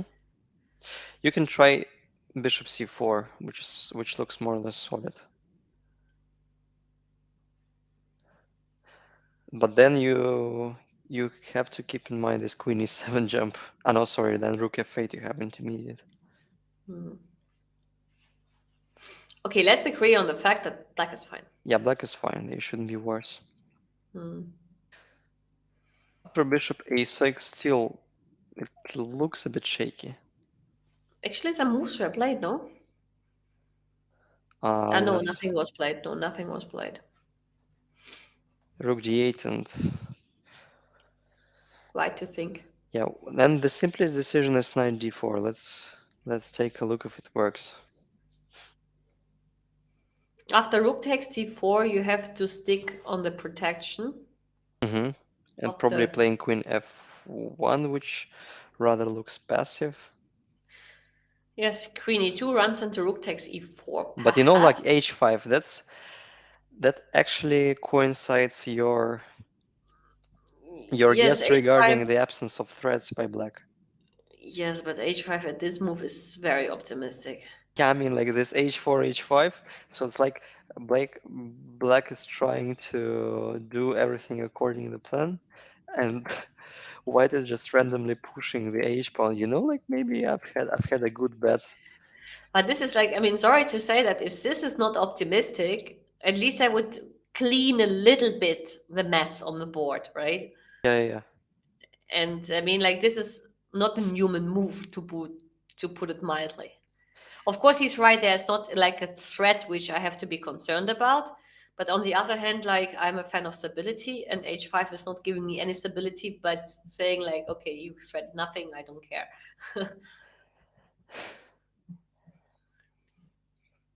Yeah, h5 is not about the stability, and h5 is not creating a single threat. So maybe h6. Maybe h6 could be a threat, No, trying of course, to but lure okay. the bishop to disrupt their coordination. Okay, then I will play bishop f6, and I avoid your threat, and I protect my rook. But I figured out that even h6 um more likely is not a threat because I can, let's say I make some stupid move like a5, just don't Mhm. mention it. I play h6, maybe I have bishop h6. Because c1 is under attack. But you have rook c no rook c4 you don't have. Well, maybe you have. Because you may claim that I will enter at some point, I will exchange everything. Because after let's say a5, which is stupid, we agreed on that. Like h6 you take, rook c4, you take on b5, and we take on d4, we have to exchange the queens. And we can even do this after queen b5, rook d4, queen d3 with rook takes d8, have a check, and then appear on d7 or b8.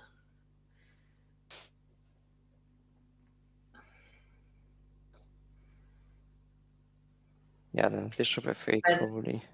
yes, but this position can be. I mean, of course, we don't play a5. This is totally clear. Mhm. But this could be, of course, considerable as an Yeah, option for for white. white. Yeah. So let's try to find something a bit more useful after h5. Bishop f6 is useful. You said h6 is a threat.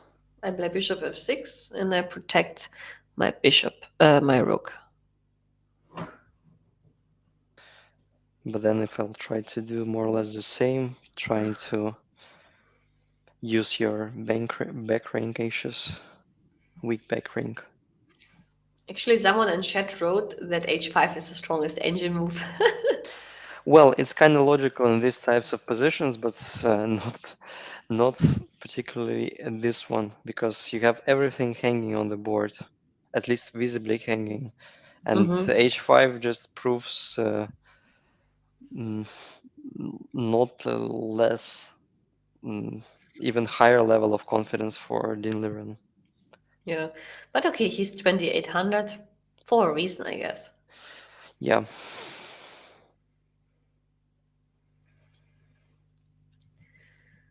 So maybe it's good time to switch to some other board. Hmm.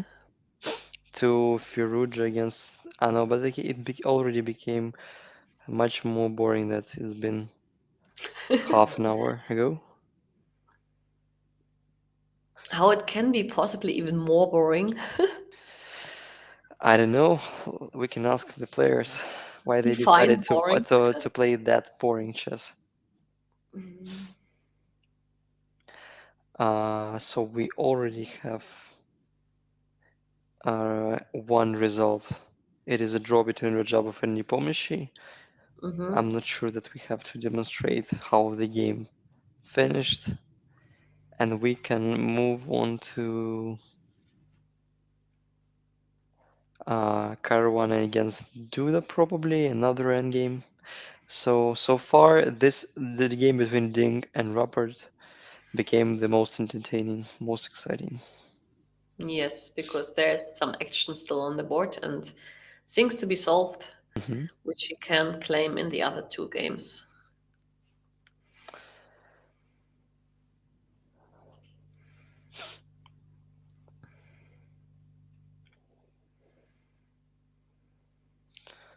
So this is the current position.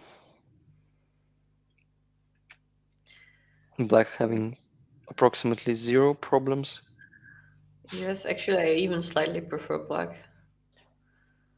because of the king, because of the f4 square. And because actually the knight in such positions can be more annoying than the bishop. Mhm. Because the knight can go on both colors, and the bishop is reduced to the white squares, which means that black squares are always more vulnerable in white's camp. I like the way how you explain the like very simple things. In such simple ways, but like if you have been if you have been teaching like really like beginners, it's important.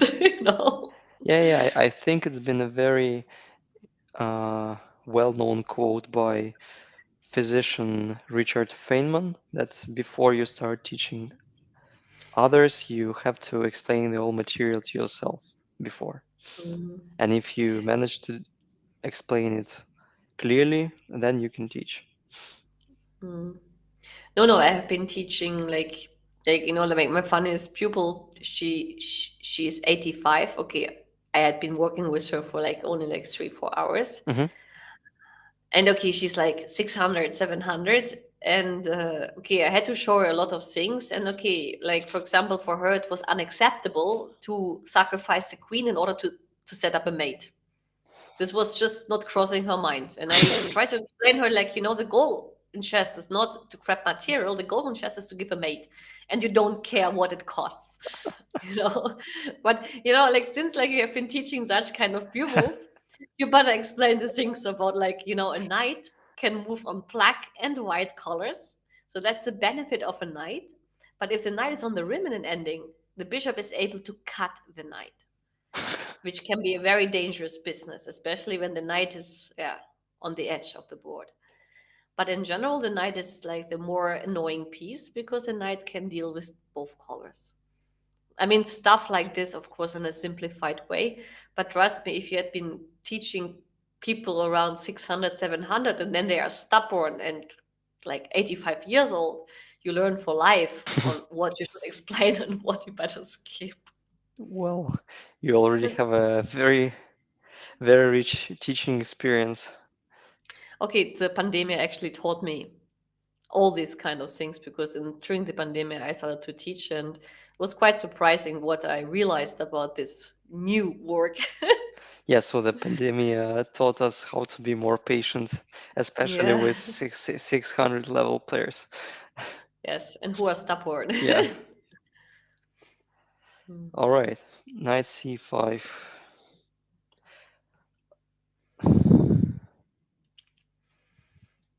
No, bishop c2 is sort of logical, but then then this is a good example to see that the knight on c5 is objectively dominating the bishop.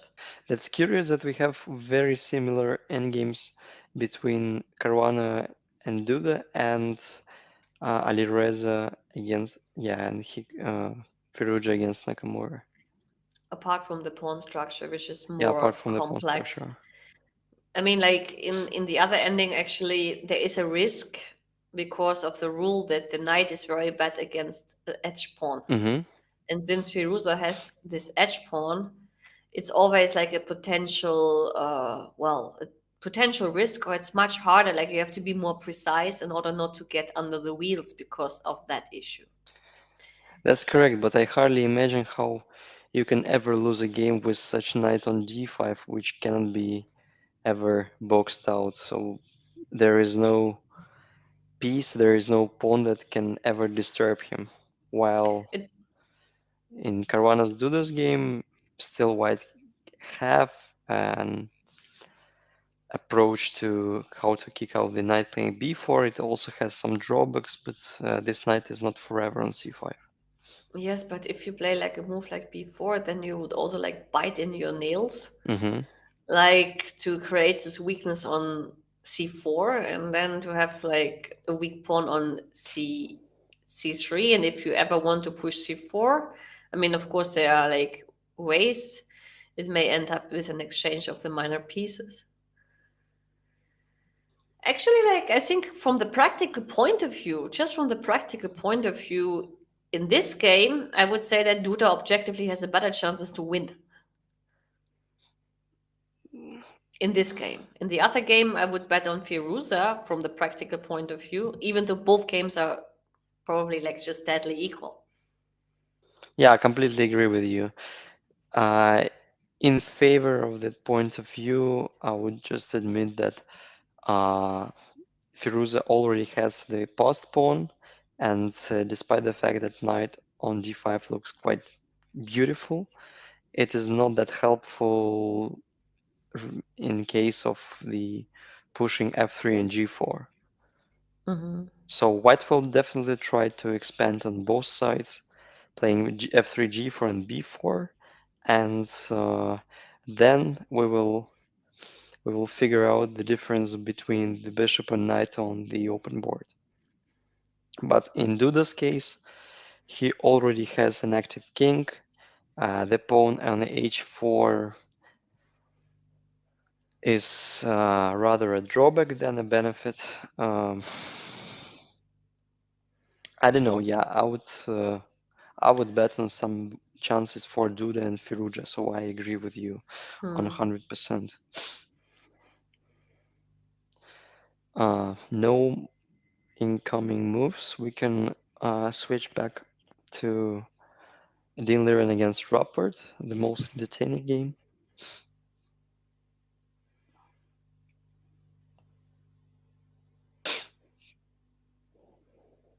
Bishop e5 Bishop was e5 like. instead of bishop f6.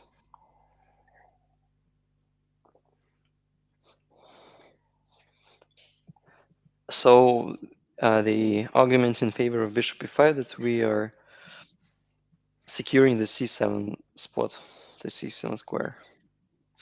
Yes, another favor, like another idea which can be on the pipeline. H6 can be answered by queen f8, perhaps, and then I Well, attack we on have a we h6 have and a have very a. wide vision of the board because I would unlikely I would mention queen f8. That's the first. I mean, like when I play bishop e5, I have one idea: mate on h2, and then of course queen e7 and queen f8 are the first moves I would check. Yeah, that's a good imagination. I think this is also like Rapport's imagination. Yeah, he's very imaginative. Hmm.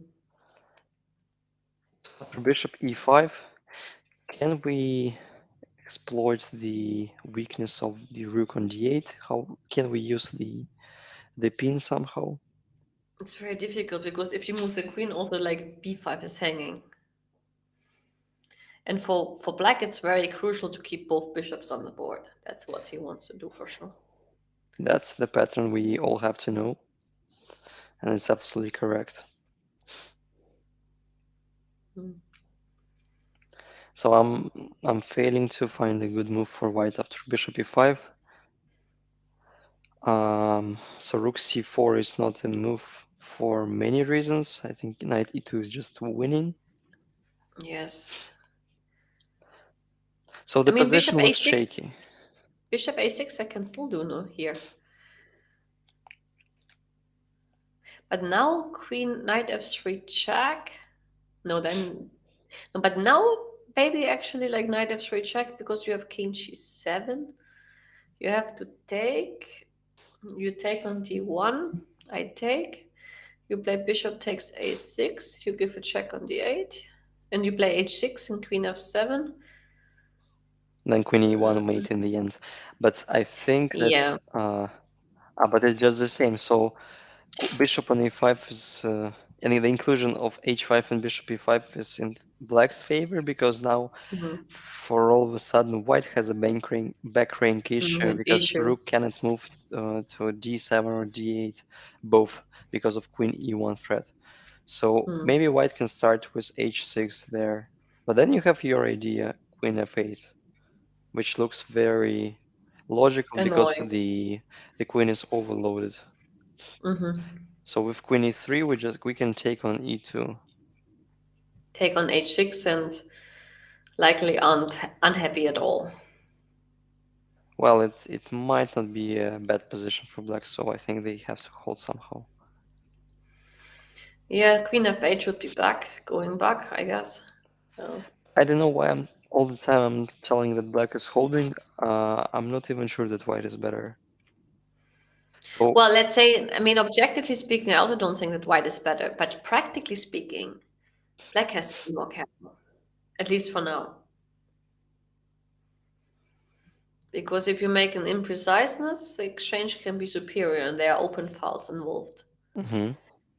Usually, when you also like sacrifice the exchange, in the most cases, it's good to keep the rooks on the board. I mean, for the one who is the exchange down, because with an addition of one rook on the board, you have more dynamics. That's also something which is important to know when you decide to sacrifice the exchange. But here in this position, probably white can force at some point to get rid of the rooks. And that's the thing which worries me from the practical easiness of black to play this position.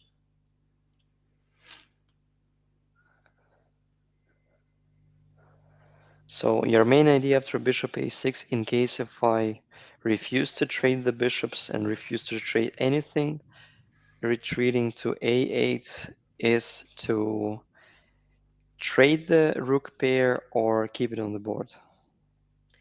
Well, rook c8 might be actually interesting. Okay, e4 is hanging, and the bishop on c8 is not ideally placed, which is the reason why it looks weird. Mhm. But on the other hand, currently, like black doesn't have any threats and everything is protected. So we can do a move like rook c4, which is maybe like less of a problem in terms of coordination because you have to take on e2 and you have to take on d1. And this could be dangerous for black. So rook And for c8 this, is hanging. That's I think that one is already lost. no, bishop a6, a8 is not a possible move here. Mhm. After rook c4, it's not easy to find a good move. No, but you know what? I have rook knight f3 suddenly, so I'm using the weakness No, of the back rank. So yes, you this have to is like take with the pawn, I think. pawn. Then Rook you take d3. rook t3 Yeah, and queen e1 check. but Forget then about it's it. over. Yeah, then it's over. Yeah. Maybe, Pity. maybe it's not over yet because you have rook Mm. c8, king h8.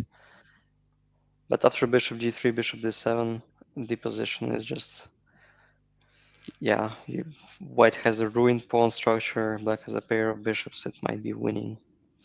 Yes, it's also like when you have queen against two rooks, the king's safety is super important because the queen is superior when your king is weak. So in this case, white's king is weak, so the queen should be the stronger piece over the two rooks. Hmm.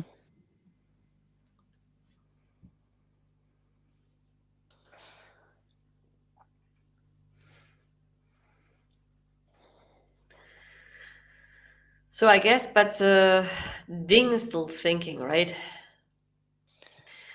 Yeah, You can move, they have they're equal in terms of time left. and I can tell you that Firouzja Nakamura is going fast. They already played like 6, 7 moves since we Let's left. have a look once again because I think in Caruana against Duda, yeah, we've recently we had a look on the game, so we're switching to Firouzja against Nakamura, and the current position is that. It's interesting because okay, it's clear what White wants. White played like h4 to push g4, and he played bishop g5 in order to prepare g4. Hmm. Because with rook h8, at least Black wanted to avoid the g4 push. But now, after the last move of Black with c4, meaning for Nakamura, he doesn't care about g4 here, Yeah, which I so understand. mhm. Yes, because even if he plays g4, it's very hard to go further. But maybe you're aiming to trade the pawns, play rook e1, and use the newcomb weakness of the d5 knight. So it won't be protected as it's been. So g4 and g takes f5 is potentially a threat. So we're trying to make you make black's position become shaky, not that stable. So g4. Actually, can I play f4? And where you want to move this bishop? Well, I have h5 Five. as Yes, small you have spot, yeah. h5. Yes, So yeah. maybe this inclusion is not in favor of black. Also have rook e1 and rook e4.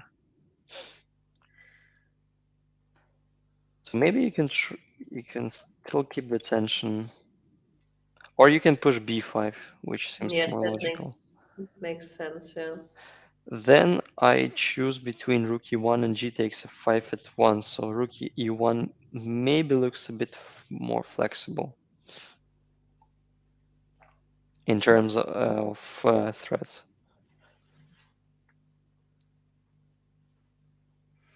But you can even push a5 because after g takes f5, e takes f5. Rook e5. Rook e5. No, I forgot that I don't have rook d8. No, this is dangerous for black. And if I play king g6 there, then rook e6. So rook e1 is smarter than g takes f5. Hmm.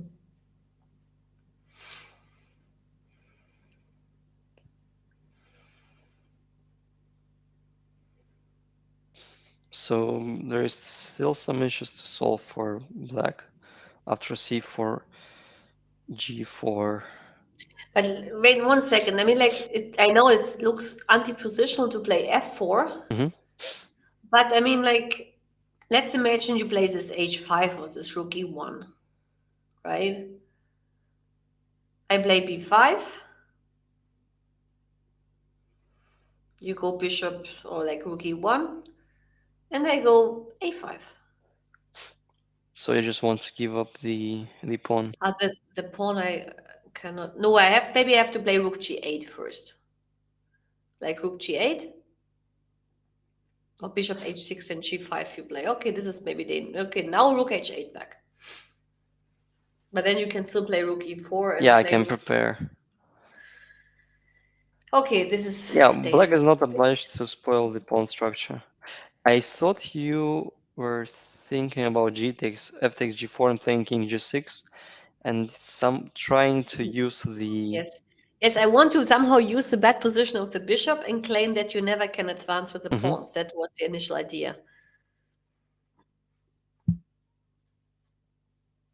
But there as well, white has rook h1, then bishop retreats to d2, so it's not that clear.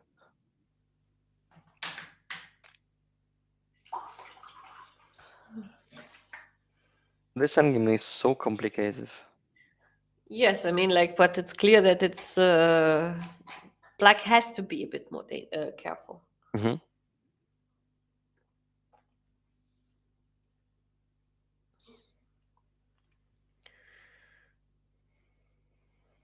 So once again, we expect g4, and Yes, we're kinda puzzled.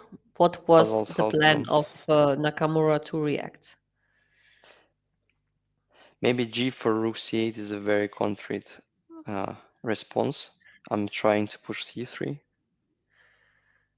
Yes. to trade as many pawns as I can. And then claim that bishop and rook is no issue, right? To hold. Well, not like not an issue, but For these guys, it's yeah, not yeah, an it issue. won't be enough to create any sufficient problems and difficulties for Yes, black. I totally agree.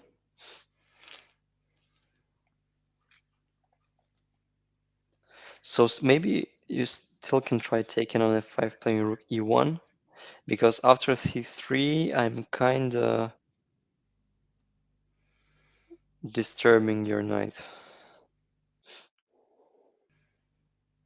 Yeah. No, it's clear that okay, black has to be a bit more careful. Hmm.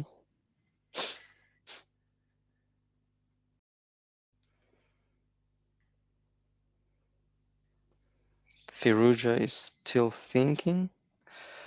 I don't know what is the current uh, time And Firouzja situation in the has Firouzja's game. he has 120 against 23, something like that. He has But 1 hour up the but clock. Nakamura is not like in severe time trouble because there's only 10 moves remaining, and Yes. that's an endgame, and he only has to find a proper plan how to trade all the Mhm. pawns and uh, not being overplayed, Yes, it's outplayed. Sorry. amazing, like, how far they are by moves Hmm. after 2 hours. I mean, Duda is already at move 28, which is for 2 hours huge. Hmm. And the same for Firuza, they're at move 30 for 2 hours past, well, 2 hours, 20 minutes, let's say. So they play actually at a quite fast pace. Maybe they know too much about openings, but I mean, like, always when I look at the top players' games, I hardly see time trouble. I always see like very little time of like very little numbers of time consumption actually.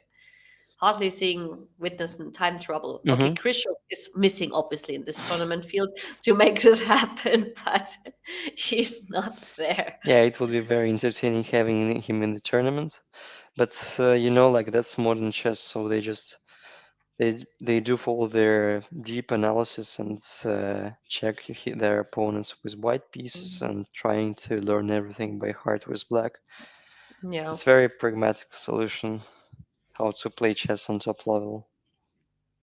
that's true.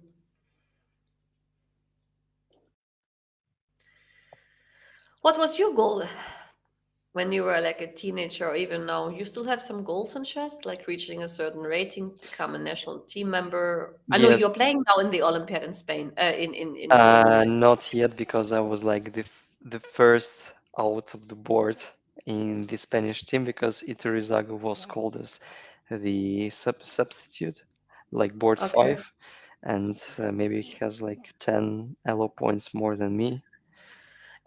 And since Shirov is changing every second year from here to there and back, it's never sure where he is. Now I think he's Spanish again, right? Yeah, Because yeah, I lost the track because I remember he was playing for Spain, then he went back to Latvia, and now he's Spanish yeah. again, if I'm not mistaken. So it's a bit confusing. Yeah, so he cannot realize, I mean, he cannot understand where he feels better all the time changing the federation. It's funny if you have such a problem in decision making. How can you be a strong chess player like he is? Because like chess is a game where you have to take decisions all the time. Well, maybe he can somehow like Take chess wise decisions, yeah but take has chess problems wise in taking decisions life or wise fight decisions. fight against this drawback with Mm, very concrete calculations. So mm, he knows everything certainly. That's why he never doubts his own decisions. mhm. So like talking about my goals, I would really be delighted and I'm inspired. And my goal is to be in the national team in the very next like team championship, no matter it can be European or World Team Hmm. Championship, and Spanish national team is quite strong. I No, think I know, I know. so. Right now they have like almost three players with more or less 27, 2,700, and it's also Ciro, Vallejo, and yeah, Anton. and Santos Latase is approaching quite fastly, so he's like 2670 already. Ah, Yeah, Jaime, no? Jaime. The Tour Santos, yeah. Yeah, yeah. No, Jaime is like very funny. Like I play him every year in Spanish league, and no matter he has always white and he never wins. It's already funny playing him with black. I didn't manage to make a draw against him, so you have to teach me. No, no, it's very strange because like he's always white against me. Really, like 3 times he was white in 3 years, all in a row. But he probably will be very happy that I will this year not play against him because like we went down, so he can be sure that Yeah, he will not. he knows theory very well, so if he Like I tricked him last time. He played against me the knight of his bishop g5, hmm and he didn't really have this move in his games, maybe one or twice, two hmm moves. But I felt it, I smelled it, because usually he's always like blitzing out the moves against me because he's more or less expecting knight or French. hmm And then he played bishop g5, I played e6, he played f4, and since I expected it, I learned everything by heart of Polugayevsky. I played b5. And suddenly the guy was shocked. 20-minute thinking, and he played a3, and I was laughing so much. I mean, inside myself. Yeah, so being principled is not in his case. But isn't tend to be a very risky line, like Pologievsky, the whole entire Yes, but Pologievsky. no, of course. But I mean, if you learn everything by heart and you have very good analysis, I mean, at least from what basically like I learned in this particular game, I was quite confident that I equalize, hmm especially if he's not bringing up the forced lines by the engines. And since it's quite forced after e5, you have to be ready for that. Yeah, yeah. So I think like e5 to capture, capture, queen And queen c7. c7, and then there are already like bishop e2 and queen e2 hmm moves. I don't even remember anymore. I forgot, of course, but I remember like I learned it just for this game, and it was working out because after a3, I was already quite happy. Yeah, so you just put him toward the psychological decision. Just follow Yes, your prep and I or played not it play quite chess. quickly. Yeah. I didn't even think. Mm. I played just b5. I blitzed it out Yeah, because I knew that. that's wise. But it's just funny in a way that he's trying so hard every year, trying to come up with some deep prep and never like managing. Well, that means that you're Um, just a strong chess player because no, Santos I is currently very, very strong. no, I can tell you that I think like there are like people like who have certainly like for them it's harder to play women, and this is not only him. There's another Spanish guy. It just he's also playing always on the third board, with whom I mean I lost once against him, but then in the next games it was always easy for me. But I forgot his name. Another grandmaster, young guy from Spain. Very nice guy. I mean, also like Santos is a very. I like them both very much. They're very like sympathetic, but I forgot the name. Santos Ruiz Miguel. No, no, not this Santos. This Santos actually, no, no. I mean, I also made draw against him, but it's not this one. It's another one. But it's not the Santos, I can tell you. But it's a nice one. Well, probably you have a positive score against the entire Spanish national team. I mean, I really love to play Spanish League because I'm always playing well, and I think it's just because the Spanish gentlemen are so nice that they don't want to beat me. It can be an issue. Yeah. Anyway, so let's see if we got any new moves. We've got Right. g4 and b5, so two symmetrical moves. Yeah, which is principle, like both expanding on the other wing. So rook e1 was the move that Or we first we took on liked. f5. I think we first took on f5 and even suggested rook e1. Can that be? The question is, are we okay if we allow f take g4, f take g4? Because it's not moving out. It's not moving away. After rook e1, there is probably like no way how to avoid g takes f5 very next move. No, I can take on g4. This is an option. If I want to have the same position, I could first take on f5 before I play rook e1. That's what we should decide about.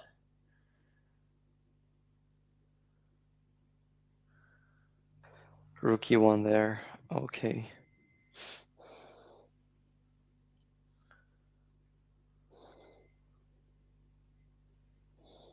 That's not clear. Well, I think should agree that we both would pick white rather than black. Okay, if I play rook e8,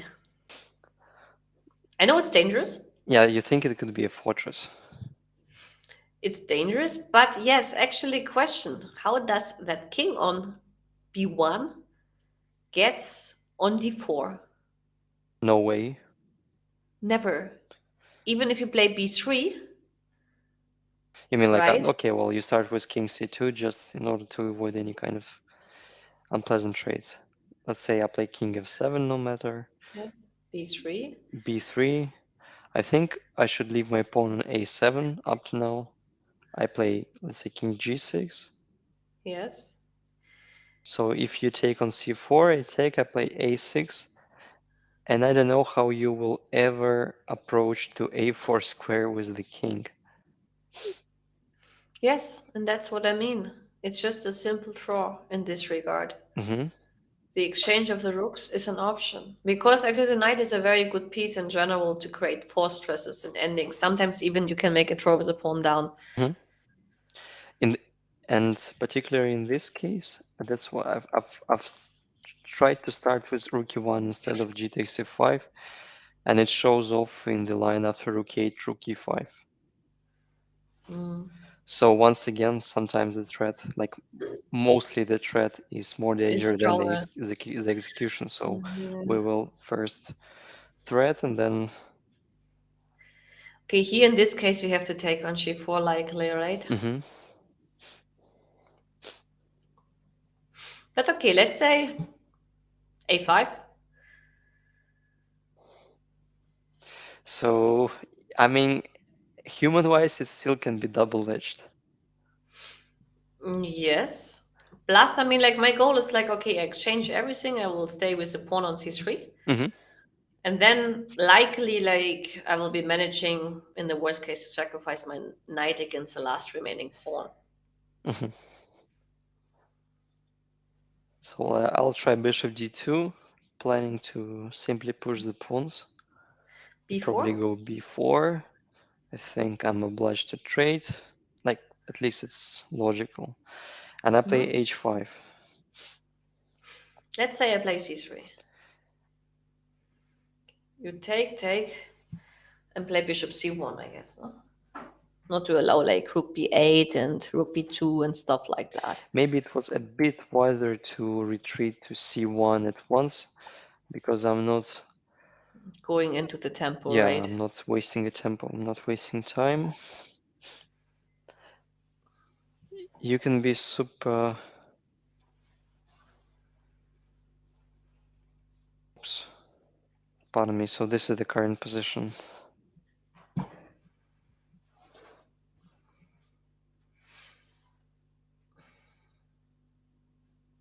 So once again, b5, we've figured out that rook e1 is a little bit more cunning than stubborn g Mm-hmm. takes f5, rook e8, rook e5. We Had to trade, we take. have to take a5, and we retreat to c1 at once. Yes. Still, you can try pushing.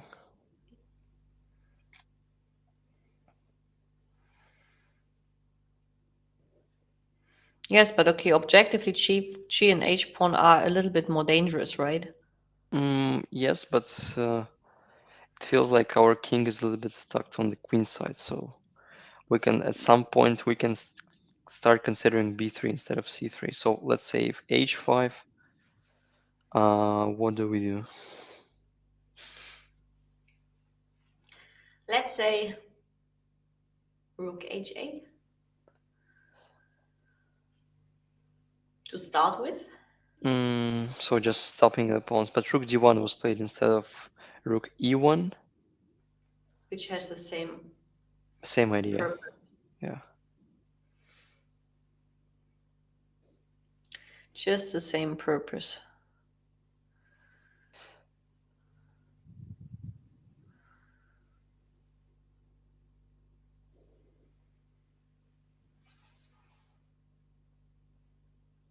And I'm a bit puzzled how to protect the knight from being attacked, because we have to retreat to b6, otherwise white simply take on f5. Mm. No, but I saw like that we have to take on g4. Yeah, you can take on g4. That's another question. Which is of course not what you want to do, but lacking alternatives. I mean, king g6, you play bishop c1, right? Mm-hmm. Then there's h5 threat. Ah, then I have king of 6 Bishop king g5. g6, we play what? Rook h1, right? Or rook e1. No, I just meant like if you don't take on g4, but you go king g6 Yeah, instead. and then white gains the tempo. Mm. White gain a tempo.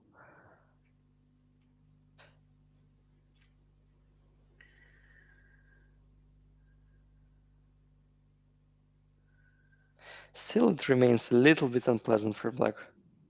Yes, black has to be seriously like more careful. But I'm still convinced that players like Nakamura should work out Mm-hmm. the techniques of a draw.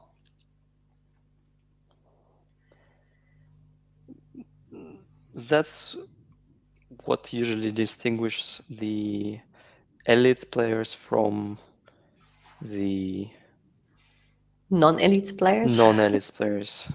Just strong regulars, like 2700 players. Yes. All the time they do work out slightly worse positions. Yes, I would still bet on a draw on this one.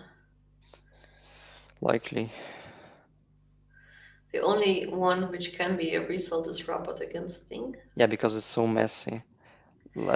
Before the break, let's quickly have a look on Ding Mm-hmm. against Rapport because it's super entertaining.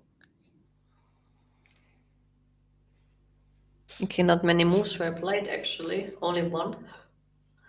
So a4 was played, and fair point. I mean, now nothing is hanging. I mean, for white. Mm-hmm. And this bunch of random moves, h5, a4, could be a very, a very cold-blooded and smart decision. Yes, it's difficult here to make a choice for black. Maybe queen e7. The queen on b4 anyway is useless. Isn't it time to simplify this thing somehow? So how we can prepare some trades? Let's say playing king rook d6, can it be? Well, we can just take on e2 if you want to simplify the things. Yeah, that's correct. Mm. Yes.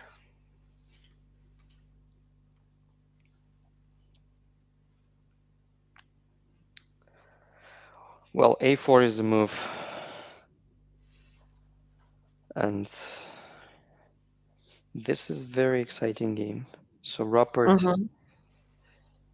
didn't cheat to himself, following with his firm style, sacrificing in exchange, but the outcome can be can be different.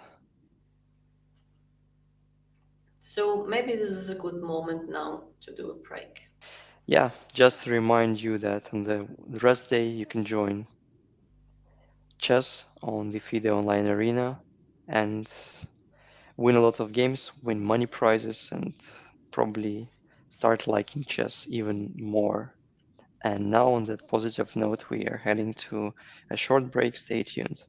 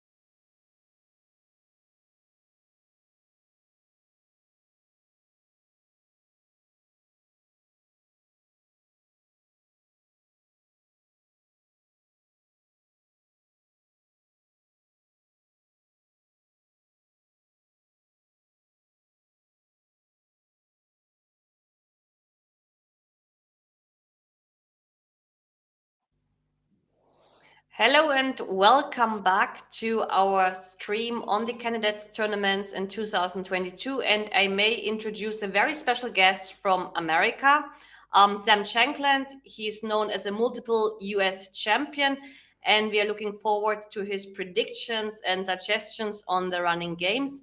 So maybe you can let us know what you think, who's winning the candidates. Okay, well, thanks for having me. It's good to be here.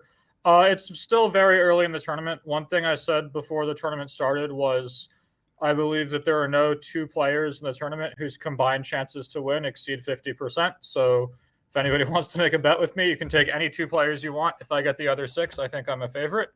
So I still think that holds true now. As for the games going on now, I think Ding has very good position. It feels like there's no way Black should have enough for an exchange here. One thing I've always said is the first rule of any exchange sacrifice you look at is how good are the rooks. And if the rooks are good, the exchange sacrifice is almost always going to fail. And here, White's rooks are good. So I just have a really hard time believing in Black's position here. Sadly, I think Hikaru is going to struggle a lot to hang on here. And I'd probably take Black in the last game between Caruana and Duda, but realistically, it should be fine. As long as White is able to avoid an exchange of rooks, he should not lose.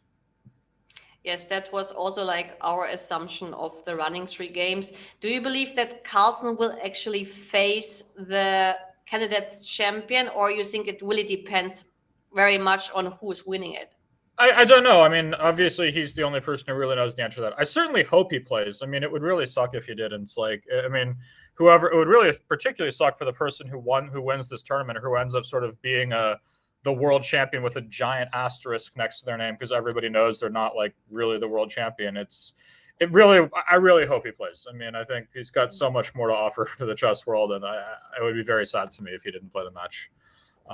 And I think that as well, the world champion should be someone who's very, very worthy of it. And, I think beating Magnus in a match is something that would clearly make you worthy, while, winning a candidate's, it's just not as convincing, I think. Do you personally like cross your fingers for a certain participant in this tournament? Absolutely.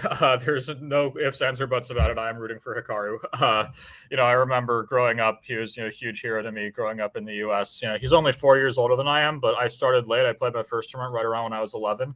And so he was 15 at the time, and he was already a grandmaster. And in the entire time I've been playing chess, he's the only guy to just grow up in America and get monstrously strong. And he was a huge inspiration for me for my whole life. And it's been really rough watching him the last few years when he was just playing really badly from say 2018 onwards. And then to see him come back after taking a long time away and then just killing everybody and playing amazing has been awesome. I'm 100% rooting for him. I'm doing my best to provide the most objective analysis I can, but it should be very clear who I'm rooting for.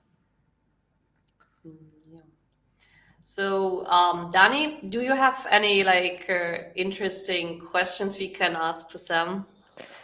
Well, I think you've asked at least the all planned questions we wanted to ask, and basically we can start talking about chess, particularly about the game between Ding and Rapport. And what do you think I mean, it looked like at least the exchange sacrifice looked so tempting, but was it the correct decision made by Rapport? What do you think? I think at the moment he made it, it was probably a fine decision, just because I think his position is really terrible if he doesn't sacrifice that exchange. But I've been playing some Grunfeld recently, and my understanding is that whenever White plays h4, it's almost always best to play h5. You don't want to play h6. You don't want to let him play h5. It just feels like you play h5 and press the clock. And in particular, in this line where the knight is on e2, and you don't have to worry about the knight coming to g5 and then e5, bishop takes h5 mates you. It just feels like this attack isn't that scary. And once you have let this bishop come to g5, I mean, if you just move this rook and White goes h5, h6, and I don't know, I mean, where do you even put it? If you go rook d7, you still can't take d4 next, and then h5 comes. I think at the moment he sacked the exchange, it's probably the best decision, but it just looks like a bad position to me, honestly. So yeah, that's what I would say, I guess. If you would predict the results of today, I mean, okay, we know the positions, but what would be the predictions objectively without connecting that Hikaru is a very good friend? Yeah. I think Ding will win. I think that Caruana Duda will be a draw. And Hikaru, I think this is the really open question: is will Hikaru save this position? I'm gonna go with yes. I think he will, but mainly because we're very close to time control. If it's move 36 and now Hikaru has 12 minutes. If it was move 41 and he did, I would think it's going to be a very, very difficult defense. But one of the best traits about him is he's very hard to beat. He defends really, really well when he gets a bad position, and so this one I think is the biggest question: is will he hold on? But I think he will. Actually, rook f8 last move, that's what I do like, because it feels like it might be a fortress with knight on d5 also. White cannot be... They cannot move their king toward the king side because their a4, b3, a4, b4 ideas are always on the air. Yeah, So, I'm pretty sure if the rook's trade, it should be an easy draw. The king sits on g6, and that's that. But white can keep the rooks on the board, and it feels to me like he should basically win this game on the queen side if he's going to win it. Like, he should be playing rook c1, a4, and with his bishop on d2 and pawn on g5, and basically say, okay, I'm going to go win the game on the queen side while your king is stuck on g6, because I don't think these pawns are going to go through on their own. Like, the white square blockade is going to be too solid. But I think Alireza has some serious thinking to do here about where he wants to put the rook, because there's a few interesting ways he could try to set this up. He can put the rook on the e file, and then when he plays g5 and black's king is on f7, he can try to play g6 and sack this pawn to go rook takes e6. He can put the rook on the c file to play for a4. He can put the rook on the h file just to make the h pawn as dangerous as possible, and try to play like h7, rook h6. I mean, there's a lot of ways white can set up his pieces here, and I think Alireza has a serious thinking to do. It's a critical decision. But the easy thing is for like Hikaru, I think his next few moves are pretty easy. Like, I think regardless of whether white puts the rook on c1, e1, or h1, his next two moves are king f7, king g6, almost no matter what. So it feels like it's harder to play white's position here than it is to play black's. so you also believe that after even rook c1, he will instantly go king f7 instead of a4 fixing it?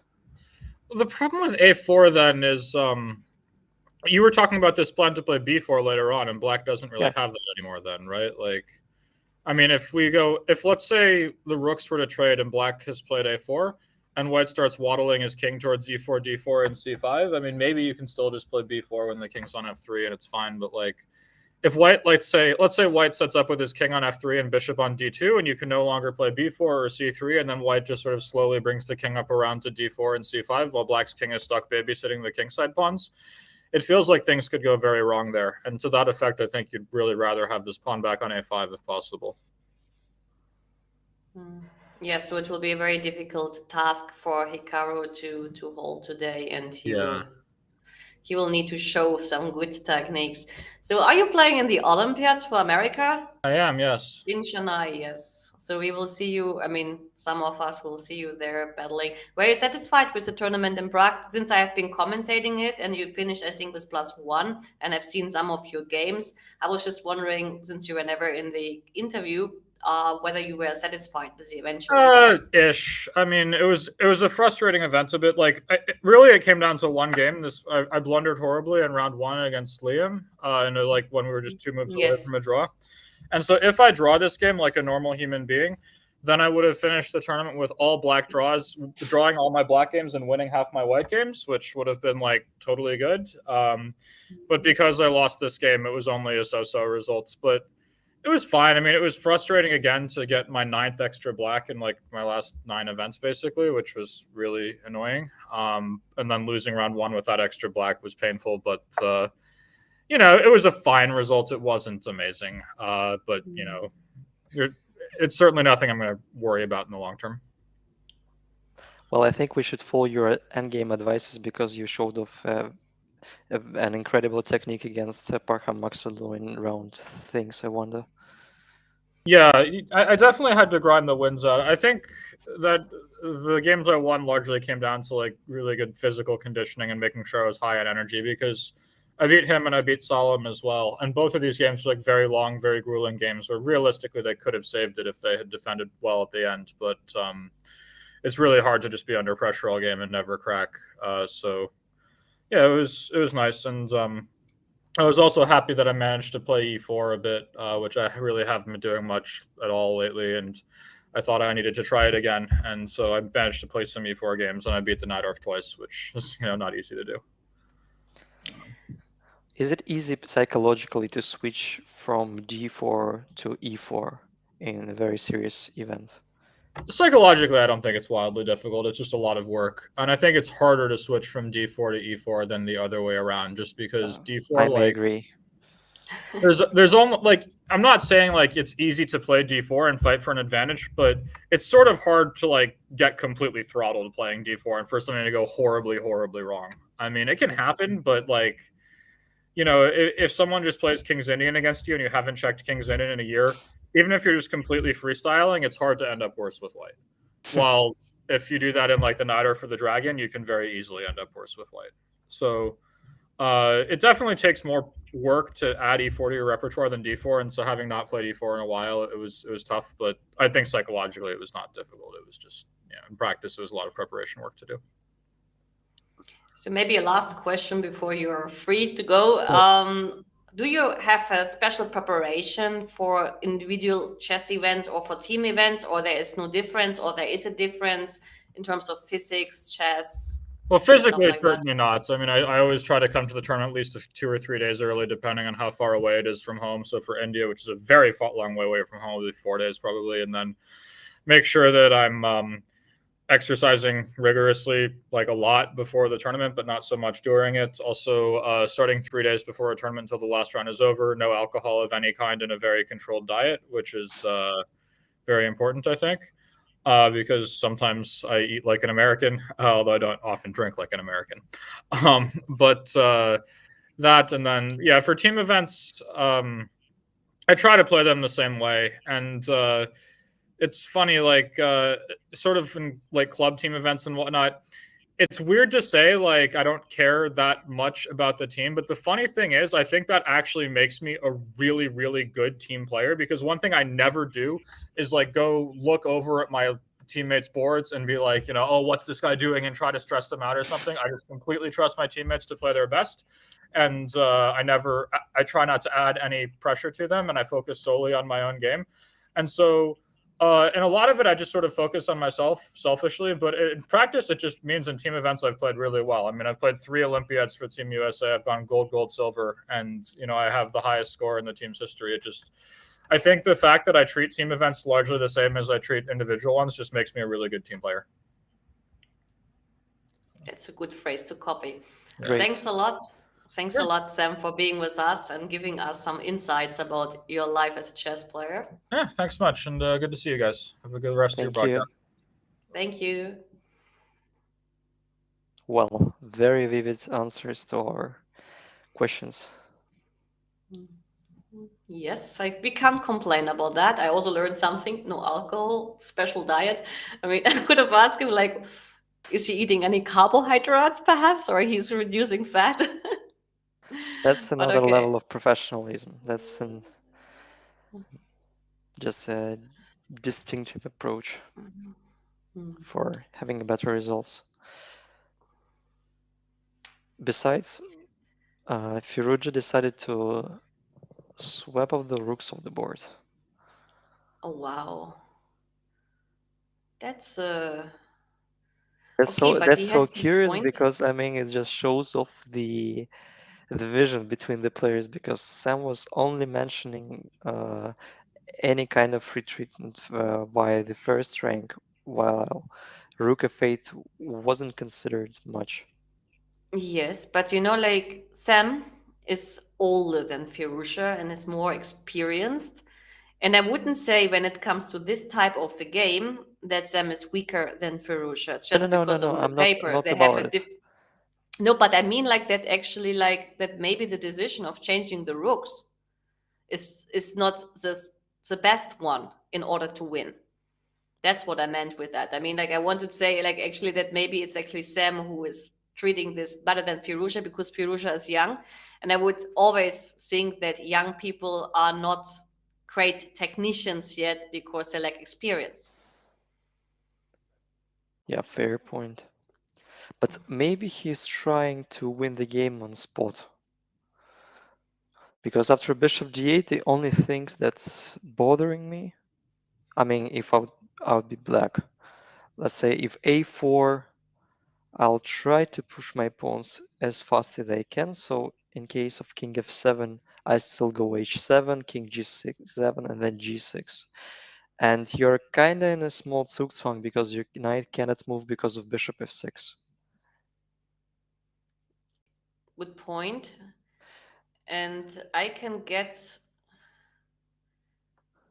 yeah. You can try e4, e5, e4, and Mm-hmm. I barely see the way how to approach to the opponent's king. Let's say we can try bishop h4 and then bishop f2, but then in case of bishop h4, bishop f2, I can jump knight f4. So if e5, I play bishop h4, Mm-hmm. But let's say I just play bishop h4 and bishop d8 and wait you are out of. I mean, I will have king mhm, c2 and king d1 coming at some point.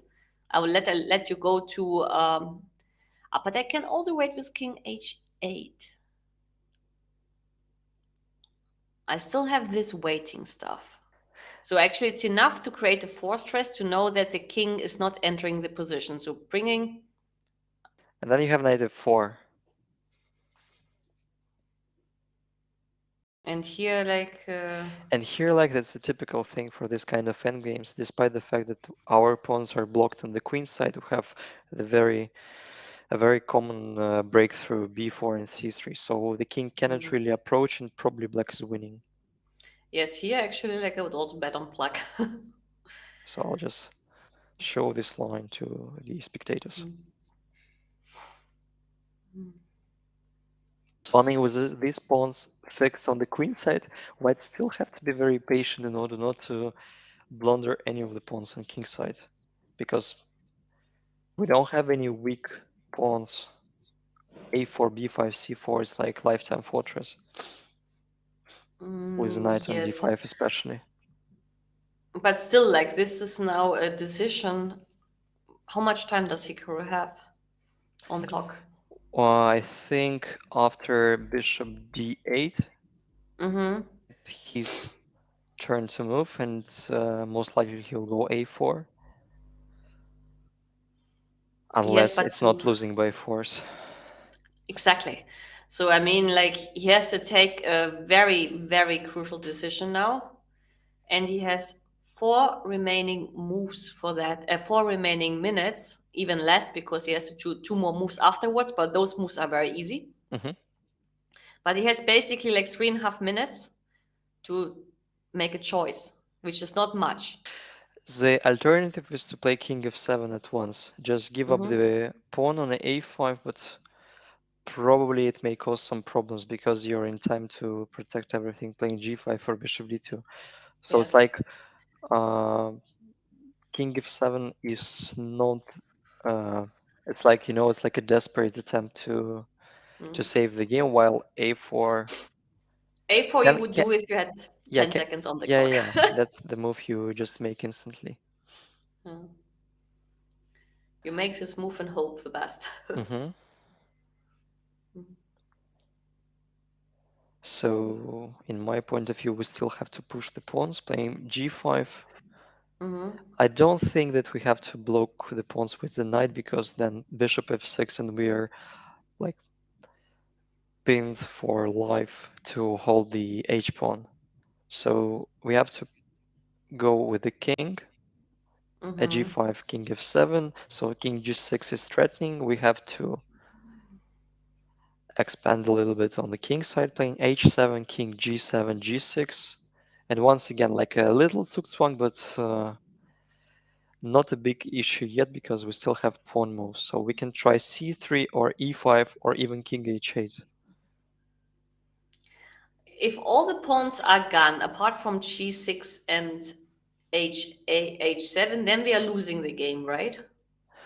I'm not sure. I mean, all the pawns gone, like a3, b2, and the four black pawns, and black is blocking with the king on the I think black's I, I, press. I I think it might be a draw, an easy one. But how if I can get a check on the diagonal? No, but you mean like with the pawns on h6 and g5 or where? No, with the pawns on h7, g6, then it's Ah, lost pardon me, probably. pardon me. No, no, Yeah, no. then it's No lost. way, no way, yeah. We just approach with the king and just like Uh, get rid of the knight of d5 blocking the f6 square. So they're just following the line we've been calculating. Discussing, So yes. h7, in my point of view, is the only attempt to like create any kind of difficulty for Hikaru Yes. to. It's like This it's is gonna be like logical. okay, but it will be move 40, and Alireza can take his time. He has 46 minutes left on the clock, Mhm. so he can spend all time, literally all time that he rests, and calculate everything precisely. But okay, h7 is not risking anyhow. So this is the position, and well, a crucial decision to make for Hikaru there, like in a couple of moves. Okay, let's just play it. I mean, king g7. It's white's move. I think yeah, King g7, g6, and it's black to move. And we make. I don't want to be. Uh, I don't want to be But direct. I'll play King h8 first. bishop a5. Yes, I got it. But you want to tell me that after e5, bishop c3, I'm probably losing Yeah. because I'm not in time.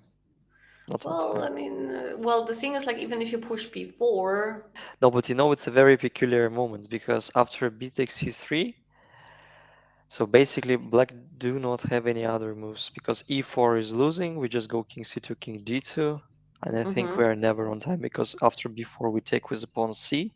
So we have to keep our pawn on the fifth rank. king c2, King c2, we play king h8, king king d2, e. king Mm-hmm. g7, king e3, king h8, and we do start king e4, king g7, and we play king d5 first. So, but the board's been refreshed. So h7. In this case, after king g7, g6, king h8, bishop a5. I think it's vital to play king g7 instead of e5, keeping the pawn on e6. No, Ah, but it because no, but it doesn't make any sense because but king king forwards he's d4, heading to king will go to c5. Yeah, yes. that's So correct. let's play e5 as you said because it was still not so clear to me at the end of the story. Yeah, I'll show you. So bishop c3, we have an only move, take, take. Mm-hmm. All the moves are the only ones. Mm-hmm. So we have to shuffle the king, king g7, Yes. king e3, king King h8, g7. Yes. and we King just e. give up the tempo playing king d5 first. And if you play b4. But then we, oh my god. So yeah, yeah, But wait, like we can have the same position with a king on h8 if we are triangling with king e3, king f3. We could get the same position with black to move. If we play not, no, no, we play not king e4, we king play f3 king first. f3. Yes. So we have to start like this. That's true. King Now the question g7, is like if you can play b4 and c3, probably not. not king Okay. e3. Yeah, we're winning. Okay, now king e4, king h8, I take. Yeah, but that's GG. I mean, you are never in time because it b4 is the only move. We play king King f6, and it is f6. mate in 1, 2, 3, 4. But this means like that this line is winning for white. Yeah, So, but how you prevent bishop a5 and bishop c3 idea? I don't know. Let's figure But out. this is well, this would just mean that the game is lost in this case if this is the winning idea. That's brilliant. Once again, g6. It's absolutely senseless to push e5, e4 because we are only approaching to white's king, and it will be even easier to win because the pawn will be already lost on e3. So we have to shuffle somehow, but it's very hard But to. interesting, in the moment we play bishop like g6, maybe we should play e5 Hmm. Bishop a5. because, well, then at least I have knight e7 and we are missing the check. Knight e7. Yeah. Great. So it's e5 has to be played. And now we go back bishop d8 because we provoked e5. Maybe this is helping. I had a crazy idea playing b4. Before also was like on my mind, but I mean, I thought like before I sacrifice pawns, I tried the other way. Yeah, and I think the thing that bothered me was a takes b4 instead of bishop b4. Because after bishop b4, on the first side, it's not that clear because we play e4, b5, e3, king c2, and we play c3.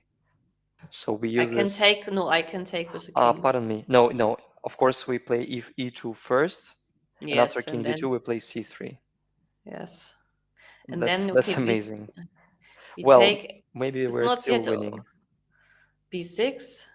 No, we are losing because e1 first, Mm. or yeah, we Yes, start with e1. These games are very tricky. But then you can take with a pawn and play b5, and yes, and have an extra pawn. most likely it shouldn't be holding. So let's try like okay, not b4. Like I will play bishop d8 after e5. Hmm. So Yeah. I played e5 myself, and it's white to move, so we can simply play king c2 first, or king Mm-hmm. c1. Maybe it's more. There is a little finesse.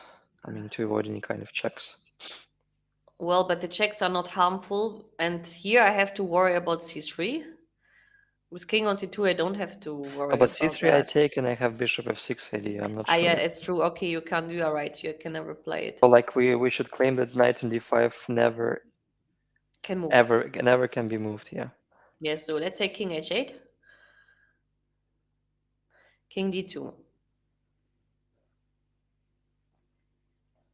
Mm, yeah, king d2, let's say.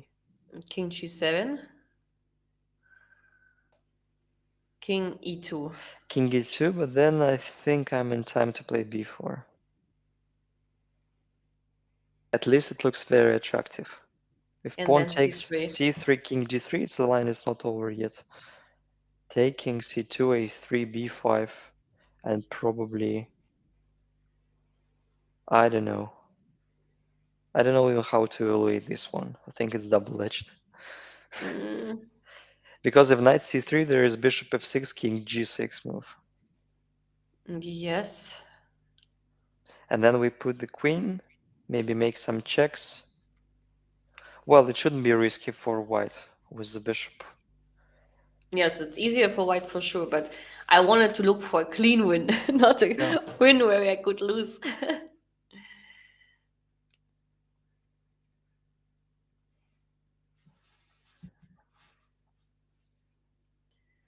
But we will see it in the next couple of moves.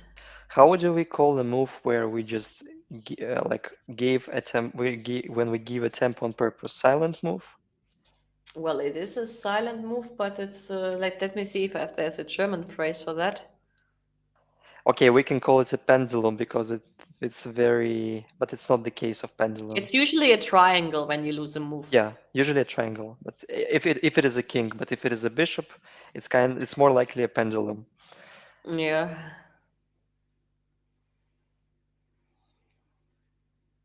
So we're swinging with the bishop on h4. Mm-hmm. Of course, we should wait for the moment when king is on h8. Mm-hmm. Yeah, so once again, e4 is probably not an option because of bishop f2, and we kind of winning immediately, then king h8 is the only move.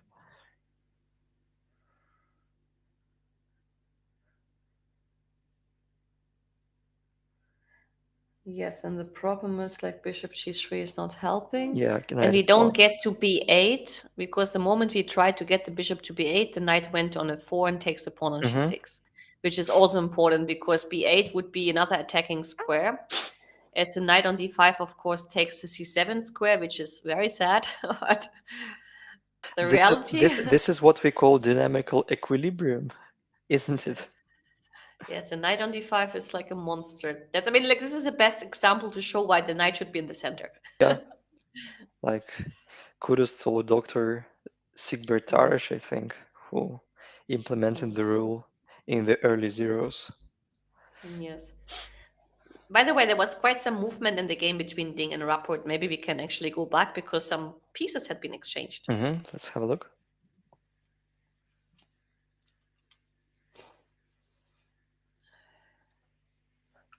Here we go. This is the current position. So black is almost clear exchange down, but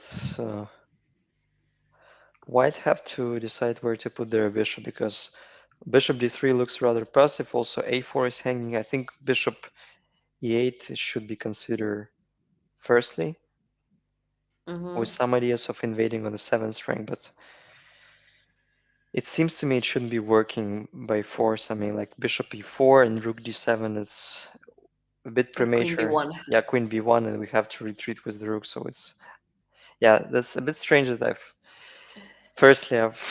I've tried to analyze bishop e8 instead of bishop a6. I just didn't see this, but the pawn is hanging. No, I thought like that you were like thinking like, okay, why do exchange? Even though it's usually the exchange is helping white Yeah, yeah. So in a way. they move to this kind of position, but isn't it just losing for black?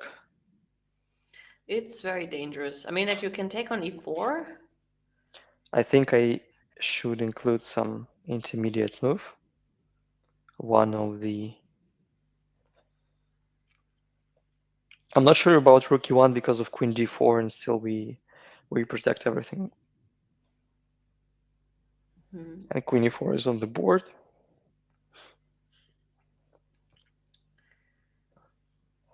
So once again, if queen b6, black can take on a4, and it's seemingly... Here, black is surviving. Yeah, there's maybe it's not a draw yet, still some winning chances because of the pawn on h5 and some h6 ideas, but at least some life for black. I can even take on h5 if you allow me. So we have already queen takes e4 played. This is the position.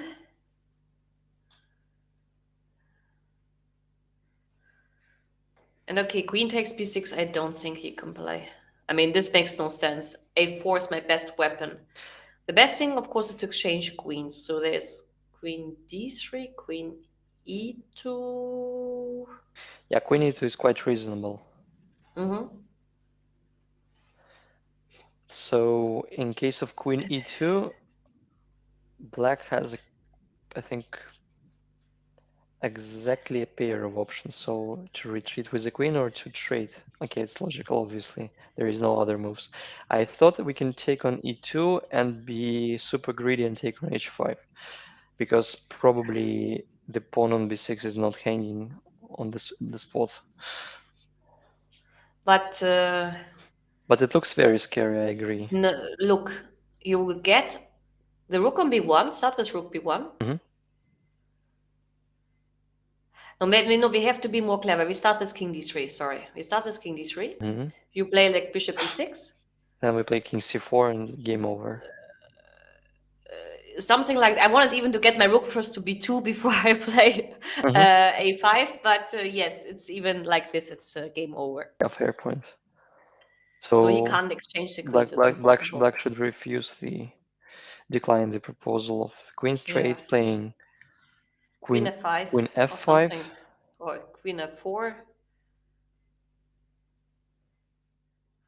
Yeah, so queen e2 is not yet played. So once again, queen e2 just to sort it all out.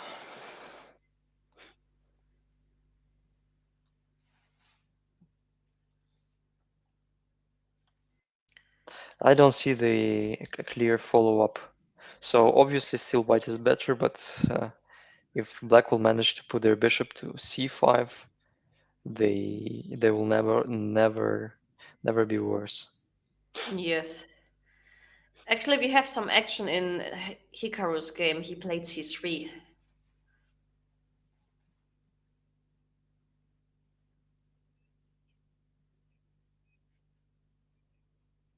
So c3, pardon me, what is the position?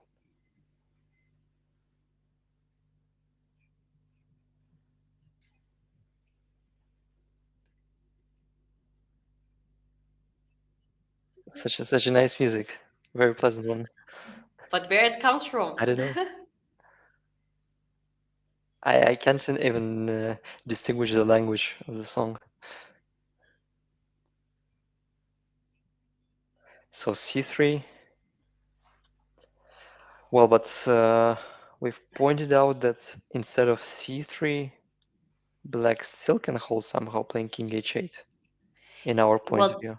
yes, but maybe c3 is so much easier because we exchanged an important pawn and we always have b4 a3 in the worst case if the king gets too close.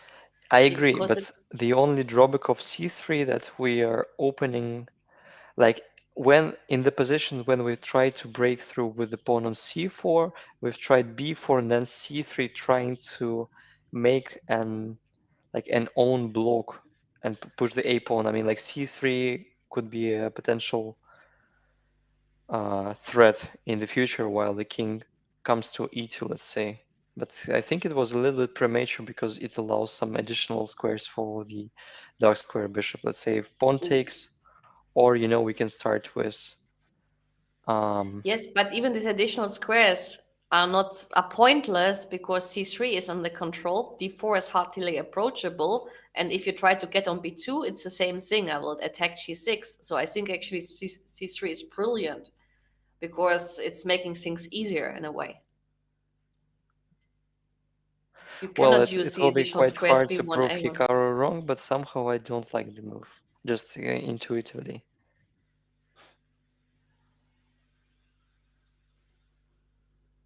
It won't be an easy task to prove him wrong. Yes, true. But I think that I like it, to be honest.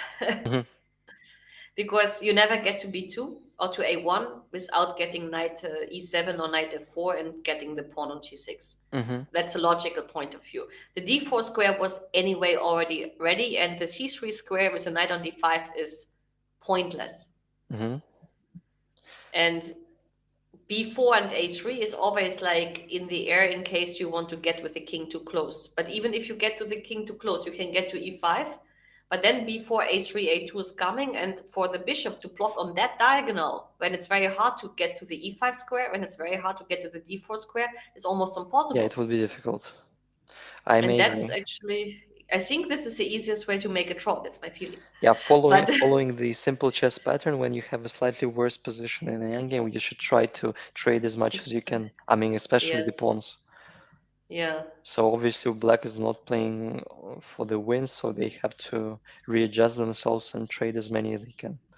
So yeah. c3 is absolutely logical, but well, I don't know if my intuition somehow will show me the path how I can prove Hikaru being wrong. Like say bishop g5, you just take on b2 Mhm. probably. I Mhm. play king b2, and you make a move. Yeah, king h8. King h8, I got an idea. I play king. Uh, Let me choose the square. I play king a1. I'll be arrogant, and with this Uh, all arrogance, I'll show you my plan.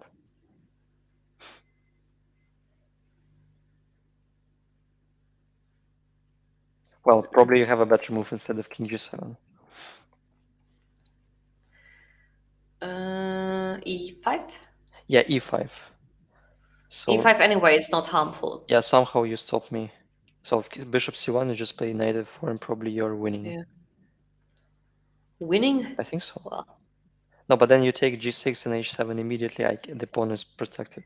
yes, yes. Okay, maybe this is not good for you. I agree. So is there any other way how to transfer the bishop? Not really. I can play. Okay, if bishop h6, then there is no threat. You still play knight f4 and you win. Yeah. And then white are in a sort of zugzwang. No, I think the game will end a draw. That's my bet now. The only game which can be decisive for now, I think, is a Rapport game. As a Duda game already like got very advanced. Hmm. This very advanced means like that they're already in the not in the final stage, but in a stage where at some point it will be crystal clear that this is likely a draw. So it feels like it's the decisive moment of the game between Firouzja and Nakamura. Yes, Because if he doesn't find anything on spot, it means it should be a draw, or it is a direct victory. yes, I agree. Well, we can move on to Ding again, Rapport, because I'm super curious whether he managed to find anything against Queen E4. Queen e4, Yeah, when you he mean? captured the pawn, I think this one. Yes. Once again, no, it's not the Queen actual e2 position. wasn't played, it Queen, was Queen rook E2, e1 played. Rook E1, Queen D4. So we had a mixture of our suggestions. Well, not quite, because if he had started with queen e2, then the square d4 was not available. Hmm. It might make a difference, because if you play queen e2, for example, let's say queen f5 or queen f4, doesn't matter, then rook e1, the bishop moves and queen e4, then the queen is not so flexible as if you started like Ding started with the other way around when the queen on d4 was more flexible. Hmm. But you know, probably he decided that Queen on D4 is not that harmful because, let's say, if after Rook E1 he cannot move to F5 because of many reasons, at least Queen Yeah. B6 or Queen B5. Yes. Well, probably most likely Queen B5 because Queen B6 allows Queen H5 and it's not that Mm-hmm. clear. So after Rook E1, Queen D4, uh, the Queen on D4 plays a bit awkwardly despite the fact that it's in the very, very center of the board. I would rather put it on F5 or H4. So let's try to let's guess what's gonna happen after Bishop F6 because there might be something immediate. Otherwise, again, I don't feel this position can be easily winning. Mm-hmm. Yeah, queen e4 would be still like a sensible move. Hmm. Yeah, so we're As the, just chasing down the queen and asking like all the time we try to box it out. okay, queen c3, but okay, maybe like the b6 pawn can be at some point in danger. Hmm. Like with the queen on e4 and the rook on b1, everything is well protected. Like we can try Rook B1 immediately. Well, it looks a bit shaky, but even Bishop G4 is not a bad idea, probably. Yeah. Because you cannot move your queen to F4 because of Queen D3 check. So I was threatening H6, but there is a concrete refutation. But when we put the bishop on C5 with the queens on board, I think probably like zero chances for white. Also you mean like queen and bishop d4 should be prevented? Yeah, it makes Yeah. sense because then the f2 pawn is too weak. I agree on that.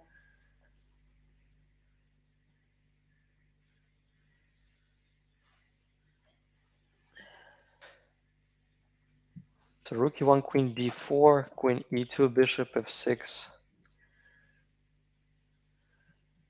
Um, Queen. No, he took on G6 and Queen E4. So probably there's been nothing for him, and he opted for such kinds of an endgame. Well, it's already an endgame because there are just like three major pieces and one minor piece left Mhm. on the board. Black has a pawn But for exchange. yes, but the only target is b6, and if he doesn't get the target, he will never mate. Hmm. So I'll try to do the same. I'll try to play Queen C3. Yes, bishop d4 is a threat. Yeah. But then you run into rook, and a rook e3 is not Now really a queen running d2 is into. played instead. Mm. I Okay, think, preparing bishop d4. That's yeah, reasonable. yeah. And then because of the queen c3, there was maybe rook d1, and now actually like you cannot prevent bishop You d4 know, like coming. No? the only reason why I would choose queen c3 instead of queen d2 because queen d2 somehow allows queen e3, while after queen c3 you cannot move queen e3 because of queen c4 check. Yes, But this is true. these moves are more or less the same in terms of evaluation, in terms of strength. Yes, but my question is after queen e3. Okay, I can attack. I can play queen c2. Yeah, I think it's just a dead draw. Mm. I mean, like I if think. if if we trade the pawns, I put my queen to f5, play bishop d4, e5. I will Mm, never be worse with such a true. strong bishop and True. with an absence of pawns. Yes, I agree. Okay, we can quickly go for Caruana Duda. I mean, it's not like that's something spectacular Yeah, we've been happened. missing for a while. Wow, such a strange position, you know? Like, white has a protected pawn on c4, but it's absolutely useless because of the blocking knight on c5, and only black is the side who can try Can try to play for a win. to play for win indeed. So Mm, we can take a look how this position occurred. yes. So the Caruana decided to trade the pair of rooks, which is probably what's probably was necessary. King e6, c4. Mm, could it be a very rough mistake? I would rather keep the tension on b5 because your knight cannot really move from c5 because of a4, but c4 is somehow um, Very anti-positional. yeah, it's very interpositional. Well, you have a spot on d5 for your rook in the worst But the case, rooks were exchanged, but the rooks as you somehow know. were exchanged. Yeah. But maybe Caruana is just sure that the principle of two weaknesses will not prevail. Mhm. Knight The b7. principle, yes, knight b7 and then That's rook a clever d8. move. But could he avoid the rook trade playing rook d5? Because if rook c5, I simply retreat to d2. Or, yeah, to d2, of course. But okay, if I play rook d8, rook b5, and rook d7, then you claim you have c5. At least, I think I have a very active play. Mm. It's a fair point, yeah. Mm. Okay, rook c7. I have no, yes, rook c7, bishop c4, king f6, or But you king know, probably e7. you're not even King aiming e7, king king d7, e7. right? Yeah. Okay. So I don't But then think, you have c6 and you can exchange with e5. yeah, but even knight c5 is not a real threat because I take on a5 and play a3. So Ah, true. so Yes, only true. in comparison to the position with the position on the board, I would rather try to keep the rooks on the board playing rook d5. So g3 rook d8 is somewhat I didn't like much. Mm.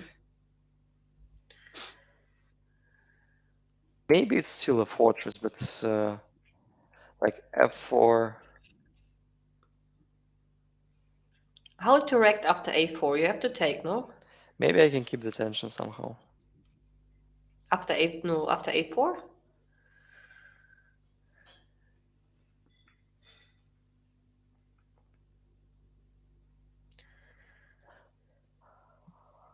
Well,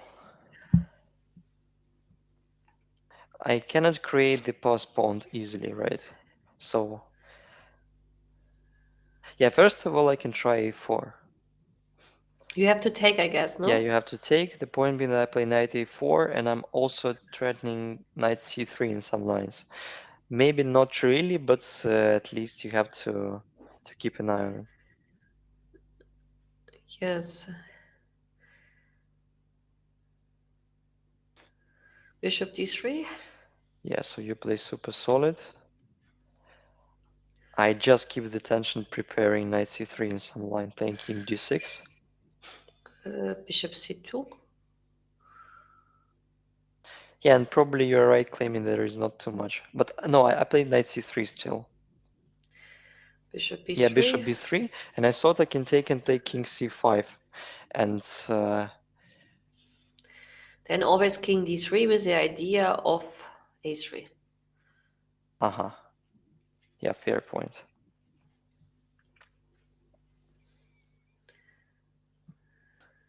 You know, I can try f5, but then you have c5 or f takes c5 either, so it's not a good idea at all. I'm not in a hurry to push a4. Maybe I can improve the king first. Well, I think like Caruana already worked it out how to make a draw. That's my belief that he knows it exactly. Yeah, otherwise, mm, he Why to he even would, go yeah, for that? why he decided, yeah, to go for To that. suffer voluntary, Hmm. yes. I agree. Yeah, talking about the plans, does Black have mm, any I alternatives? think if he plays e4 and f5, then he has the weakness there, but then actually like probably like if I bring my bishop to d1 and say bishop c2, Hmm. bishop d1, bishop c2, bishop d1, Yeah, you just cannot shuffling. conquer. Yeah. I think this is over. Even if you play e4 without pushing f5, the bishop will guard the important square on g4, which is important as well. So you cannot use the whole on g4 as a weakness. You know, like e4 creating a direct threat. You mean like to take on b3 and to play a4? Yeah. Well, after taking on b3 and playing a4, probably white still has king d2. Hmm. But then But you a3, should, yeah, you should be 100% sure that it's not losing. Okay, but after e4 allows a lot of moves like king d4, so it's not an alternative. no, king, that's what I, well, yes. Like we can still play king d6 and then f5. So, but I no, but that's exactly what you've been talking about. So you just put your bishop on c2 and Yes, this just is hopeless. I mean, move. hopeless to Yeah, try. yeah, you move back and forth. Like one of the fewest um, attempts to create something is just to, after, let's say, king d6, bishop e2, play f5, and then play a4 on the very next Yes. move. But Also, we can how? I try mean, a4 exactly there. here, of course, like, wait, it's not even clear whether I should, even if I need to take. No, but you can, because after king e4, knight c3, king g3, I think. Yes, but I, yes, here I King probably c5, I can. a3, you have, and then a Yes. takes b4. Here I can, and if you play f5, then I don't have to take anymore. I can ignore it with bishop d1 Mhm. and wait until tomorrow. Still not that clear. So if bishop d1, I have a check, so I improved my position slightly. Then play king c5. Bishop b3.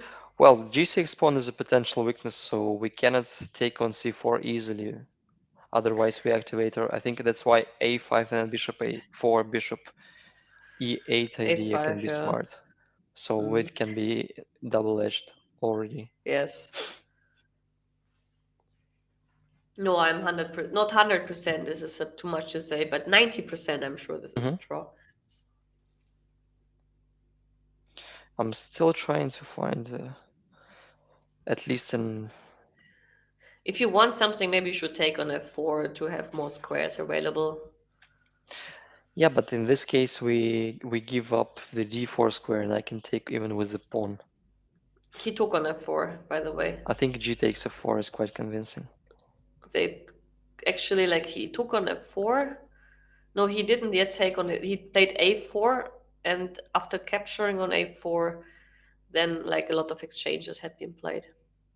Okay, let's refresh the board. Aha, so that's the position. Yes. Oh my gosh, he played c5. Mm-hmm. So he decided Let's not try. to suffer having an Yeah. unequal material, but Yes. c5 it's a bit strange. Well, let's say not strange, but let's say he was convinced that no, that was first. Actually, it's not like yet c5. I know it was c5, and then actually there was a capture on f4. Yes, because otherwise you will lose f7 or e5 pawn if you don't capture on f4. But now I have king d4 and bishop c4 f7 is loose.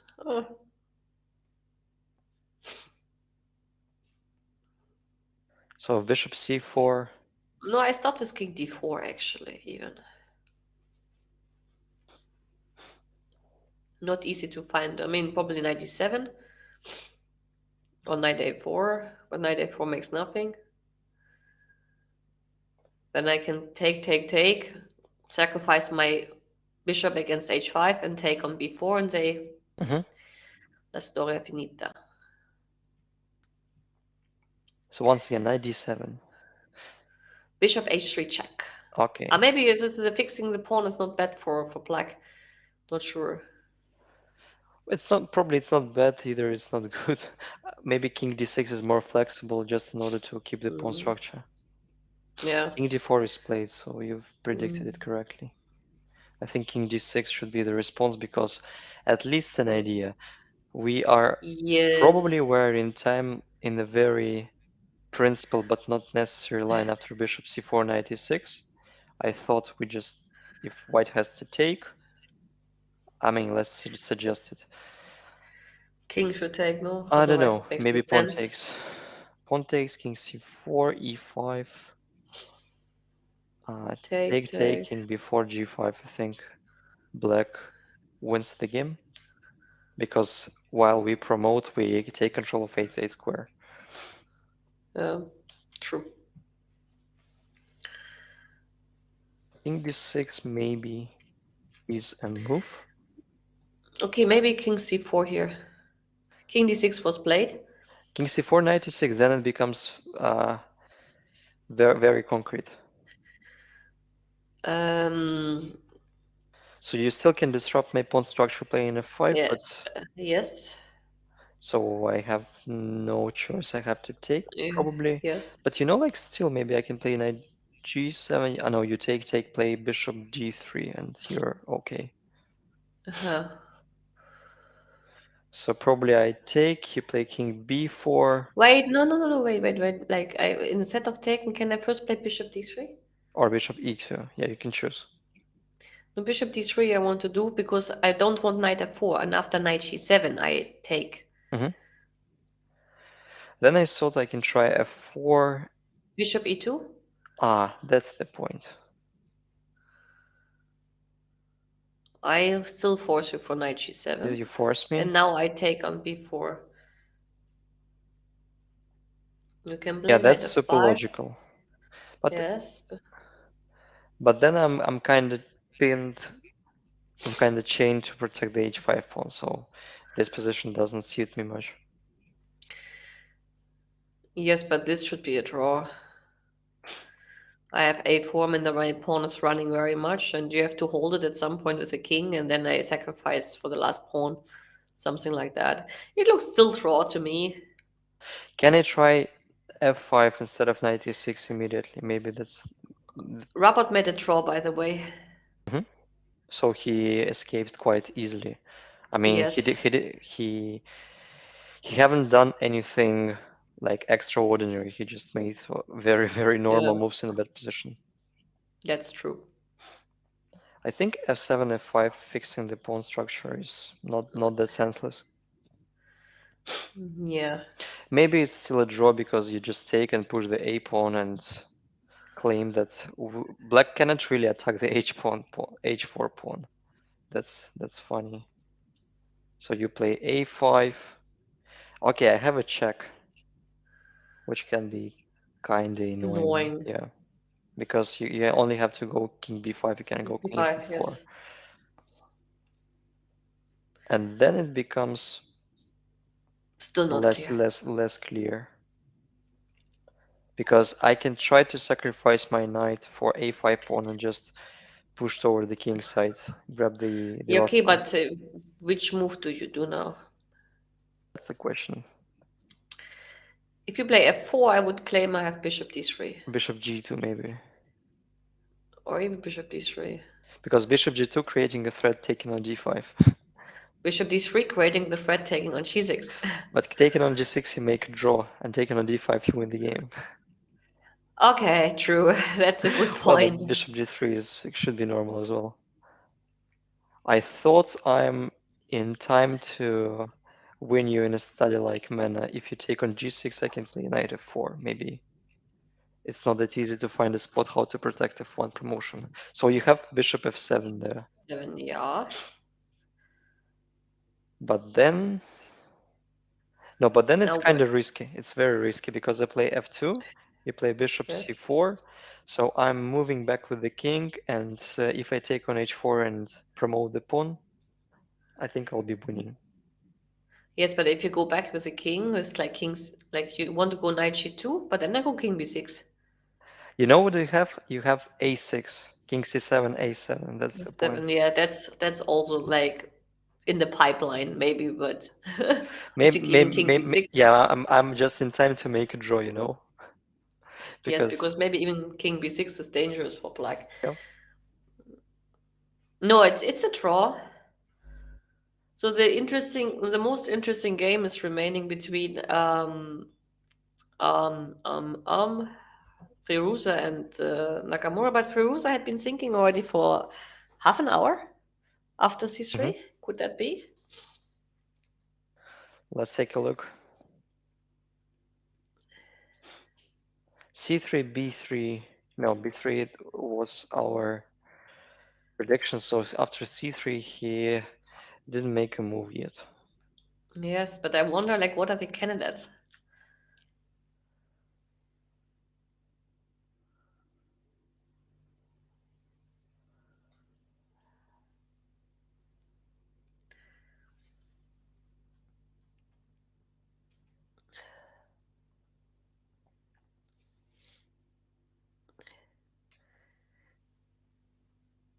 Yeah, it's hard to say. I mean, do you see anything apart from b takes c3?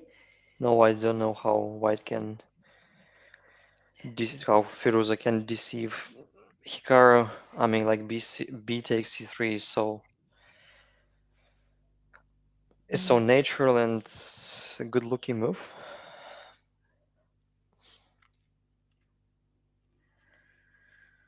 Well, I Maybe, mean, like, I didn't even expect, apart from b takes c3, to have anything else. yeah, Okay, I mean, you don't threat anything apart from taking on b2, but I don't see a huge difference.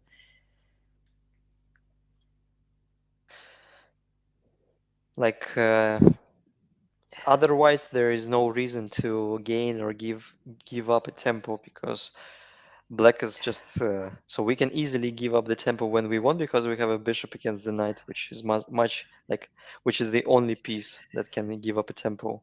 I mean, apart from rook and Yeah, queen, knight never gives up a tempo because it moves back and forth all the time. yeah, no, I agree, but bishop g5. Not much difference. Well, let's say you take on b2, probably it was the purpose of c3 move.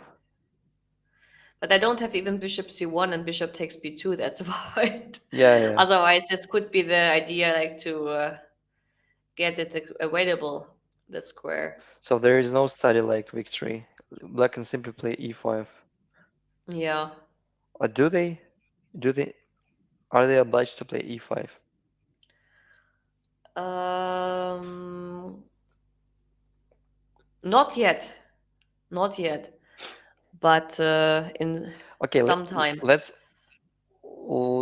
understand. Let's explain what is the potential threat in case of black simply shuffle with the king. So if there is any kind of plan.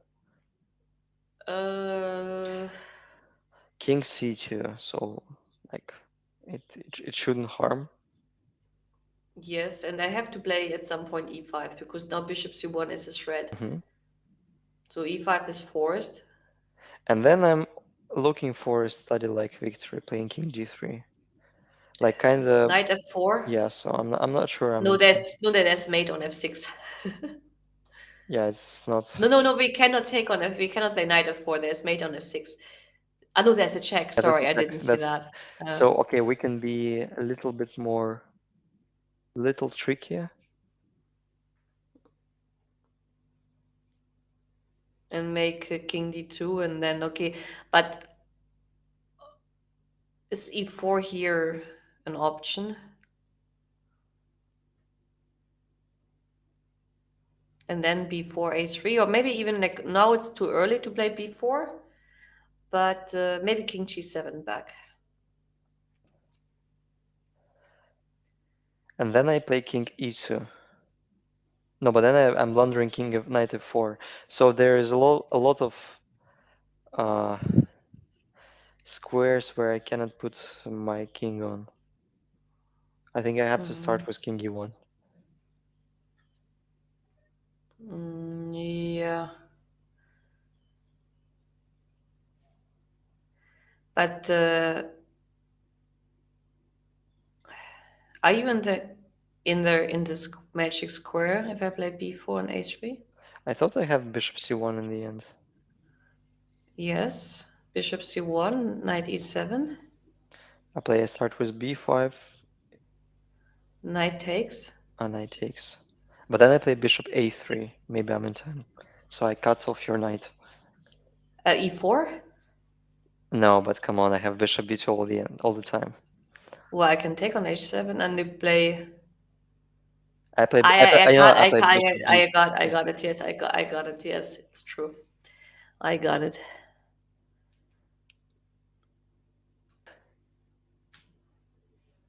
Like king d2, king e1 is a very crafty decision.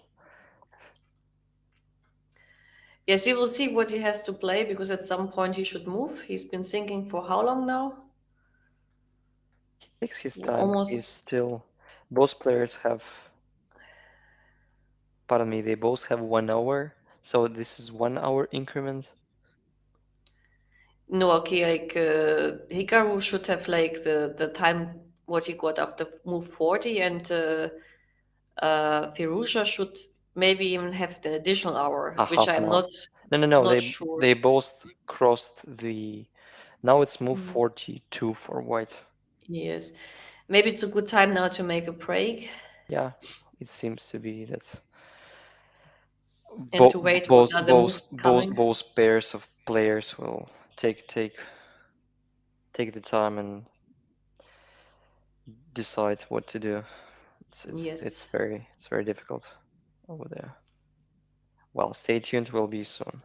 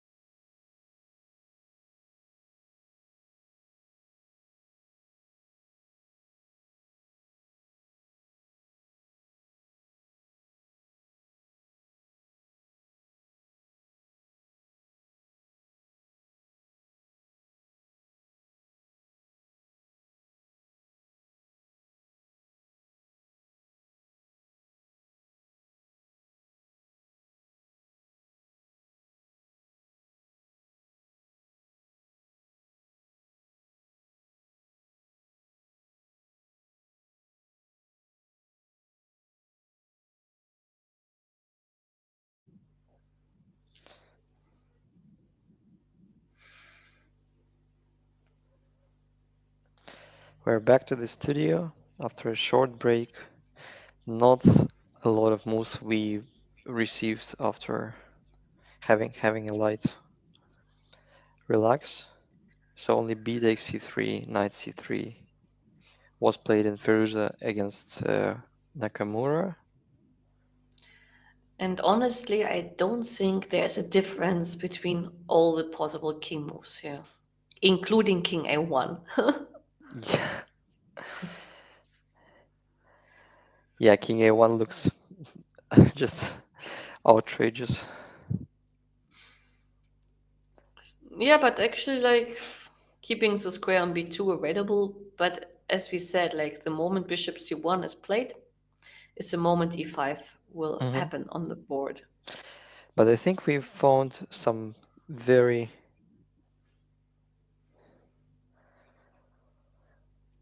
very crafty route for the king. So we play king d2 with an idea to play king e1 to avoid knight f4 coming with a check. Or we start with Okay, bishop let's g5. say I will always play e5. Uh-huh. We play king d2, King h8. king h8. I think that was a line. And we were not 100% convinced that it is an easy draw. King g7. Maybe I'm a little bit too far from the action. Yeah, I play king f2. The idea is king f3 and king e4. Right? Yeah, king f3, king e4, or king g3, king g4. Who knows? Hmm.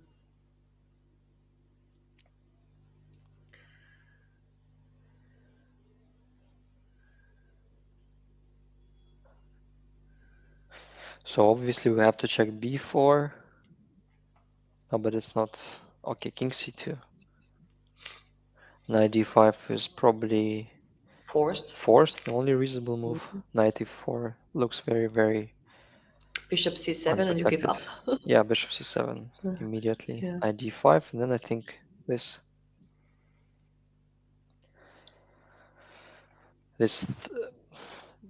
strange route, but it turns out to be quite reasonable. King d2 or bishop g5 first once again.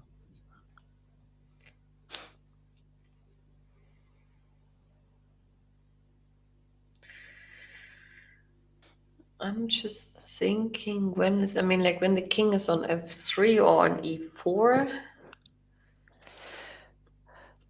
But maybe we're still talking nonsense because after bishop g5, I don't know what I would do. What I would do after b4, because we're simply following the plan of Hikaru. So he tries Mhm. to get rid of all of the pawns on the board. Like more, But can I collect a4 pawn with a king? I don't know. For example, like you take king b2, knight d5, king a3. You are in the magic square, I suppose. King a3. e5. Maybe not. e5. Also, like you cannot play ever e4 because of bishop c1. Hmm. So this Well, it would doesn't be work. not Yeah, not a it's not wise an idea. I option. think we should play e5. That's clear. But we should wait. Let's say king d somewhere, king d1. I want to keep an availability of c1 square for the bishop in case if you Yes. push. King h8, king e2, king. Now, okay, it's already time to No, no, calculate no, the sorry, first time. there is knight f4 over there. Okay, then king e1 has to be So we played. I cannot mean, like afford the king e2, yeah, king e1. Mhm. So now, it's already the first moment because now, if I play b4, you take a3, bishop c1, and now you don't threaten it. I can take on b4 as knight c2 check. Uh-huh. That's what I meant. We have to see like in which moment the king is like exposed to the a1 square in an Mm-hmm. indirect way, and that would be the square on e1. And if you can't touch e2 and d3 as squares, then it should be a draw. Well, fair point. Means that king d1, king e1, it's not a winning plan yet. Maybe I can be a little bit more precise playing bishop d8 back, or it's just Okay. useless because of b4. It's not I will hanging yet. always go, I mean, I will always wait with king g7, king h8. And then in the moment when I think your king is placed on the square I want, I play b4. Mm-hmm. Well, that's not that easy. No, I didn't say it's easy. I just like think like this there somewhere in this momentum when the king is placed on a square which corresponds to the square a1 or c1, then we should use it to play b4. Mm-hmm. And the king on e1 and the king on e3. No, king on e3 you never do.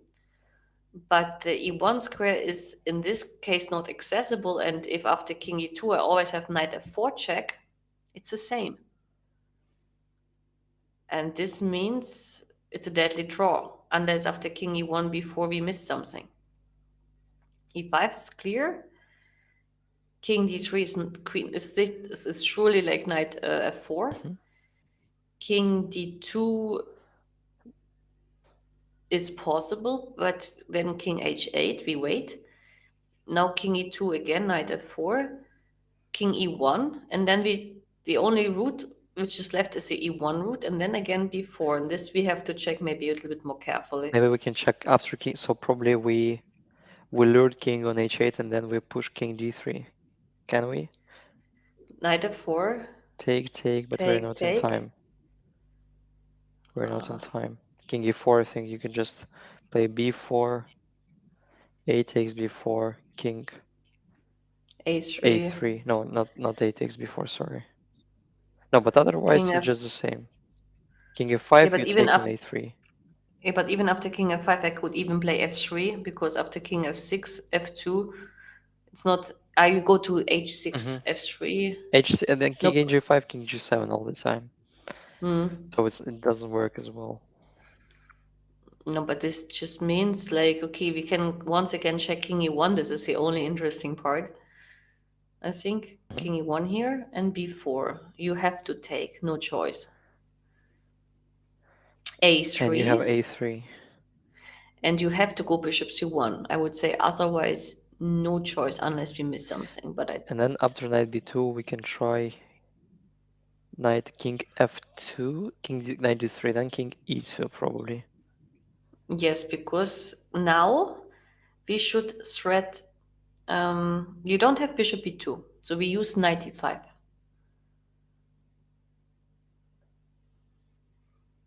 And then if king f3, you just play knight f4, Knight e7 even. knight e7. Mm-hmm. No, If it's if I that. choose very strange but possible king f1, Yes, but knight e5.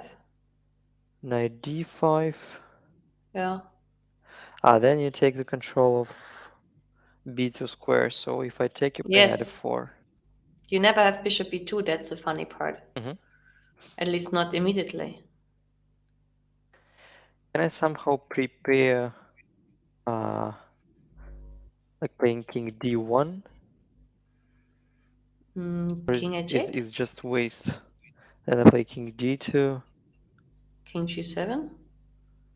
I don't know if I've gained something, but I think no, king I e1. think it, Yeah, so it's actually the same.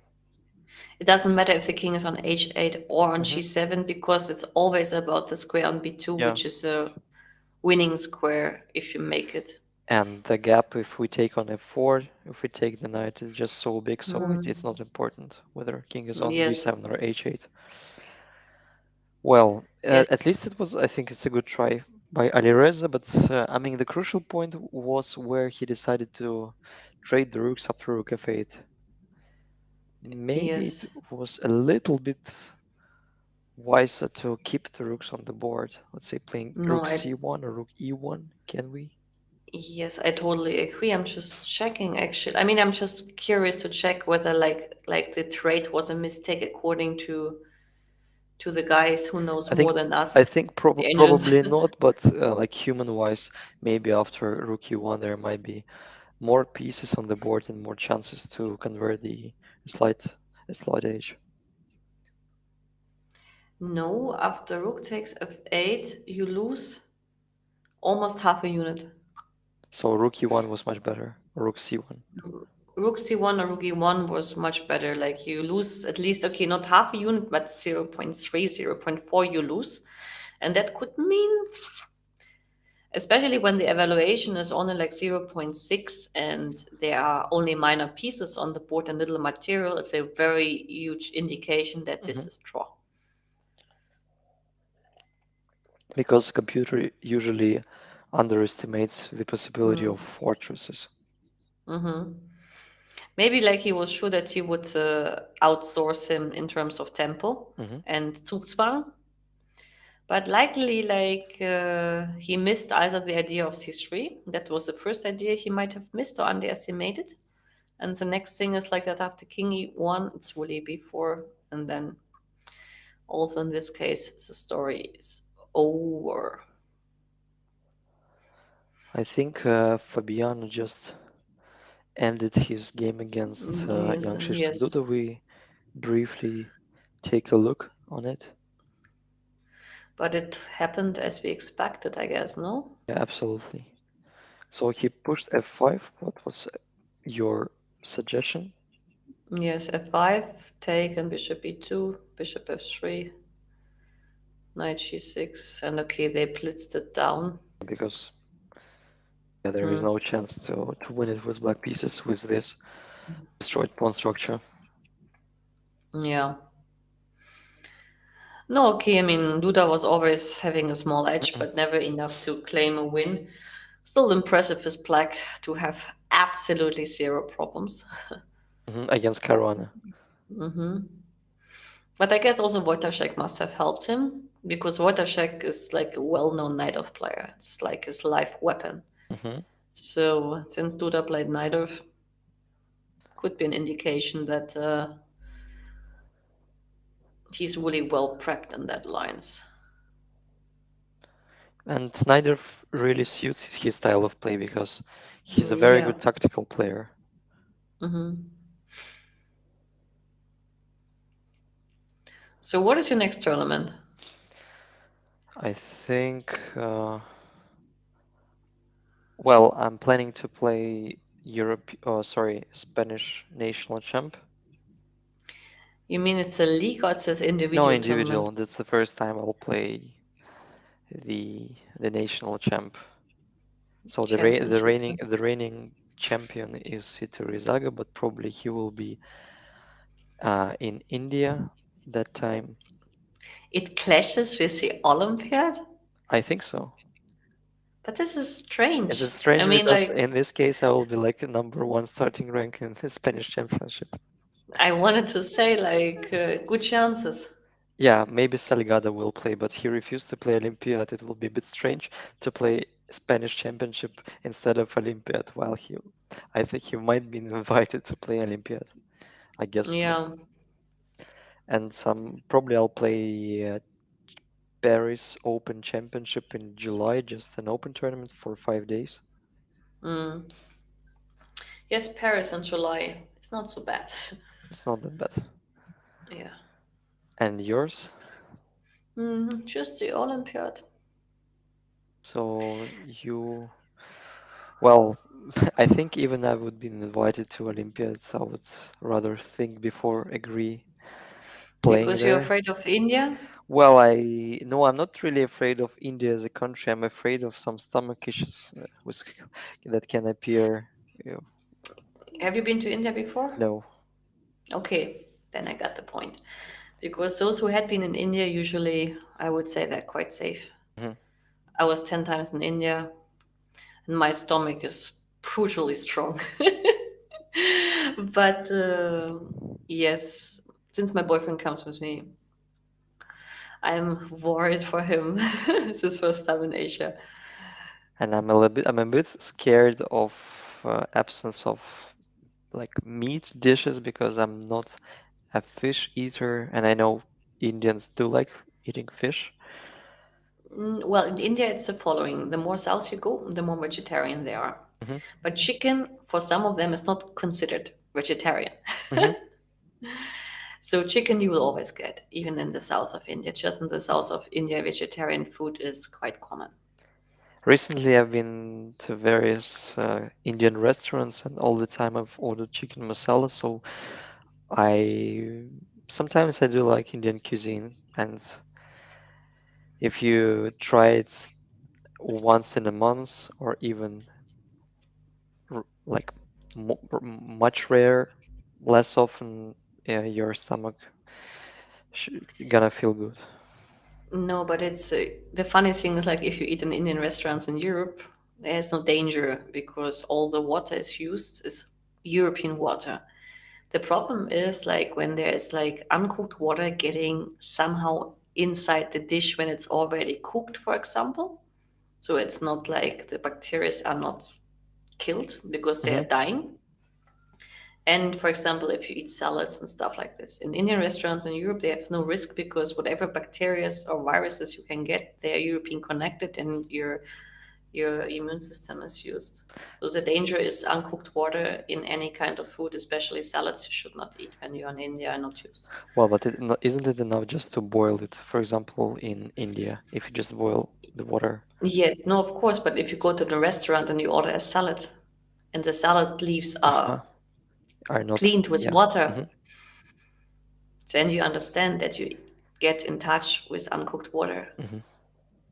Well, I So still hope I will be in India someday. So yeah, it's a nice I'm tournament. very excited to visit it once. By the way, we have some action. E5 is played in King D2. Hmm. So there's a likely good chance that we will see King E1 on the board. And also Nakamura is splitting out the moves because I think he knows what he has to do. Nothing. Hmm. Just let it shuffle. Yeah. So we have Bishop G5, E5, King D2, and King H8.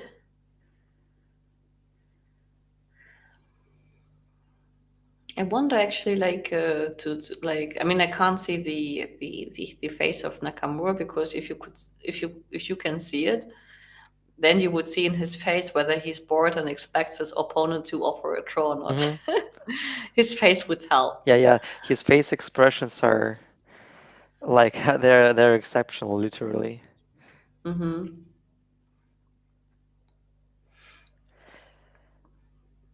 Should we add some words about Carlsen's recent interview about the his predictions whom will win the candidates?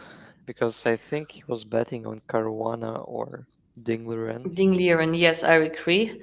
But I never was convinced of Ding because usually, like, if someone is too much considered as a favorite, this someone is failing. And I would have bet on Ding if the tournament was in Asia or at least close to Chinese culture. Even Yeah, yeah. Japan would have I been think you've fun. already explained that. Yeah, Like being in Europe is like literally it's a bit stressful for him because not only yes. because of the jet lag, but because of the cuisine culture. Like I think Hmm. sleep, like his sleep at all. Yeah.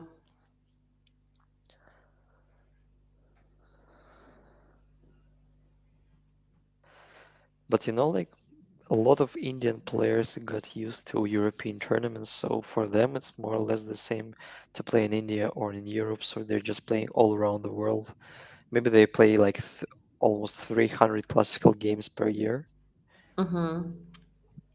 Because I remember last year I played tournaments like Biel, then I played tournament in Riga in Latvia, and then I finished my journey in the Barcelona tournament. And players like Setu Rahman, I think, Aravind Chittambaram, like 20 strong 2600 players, were like following me step by step.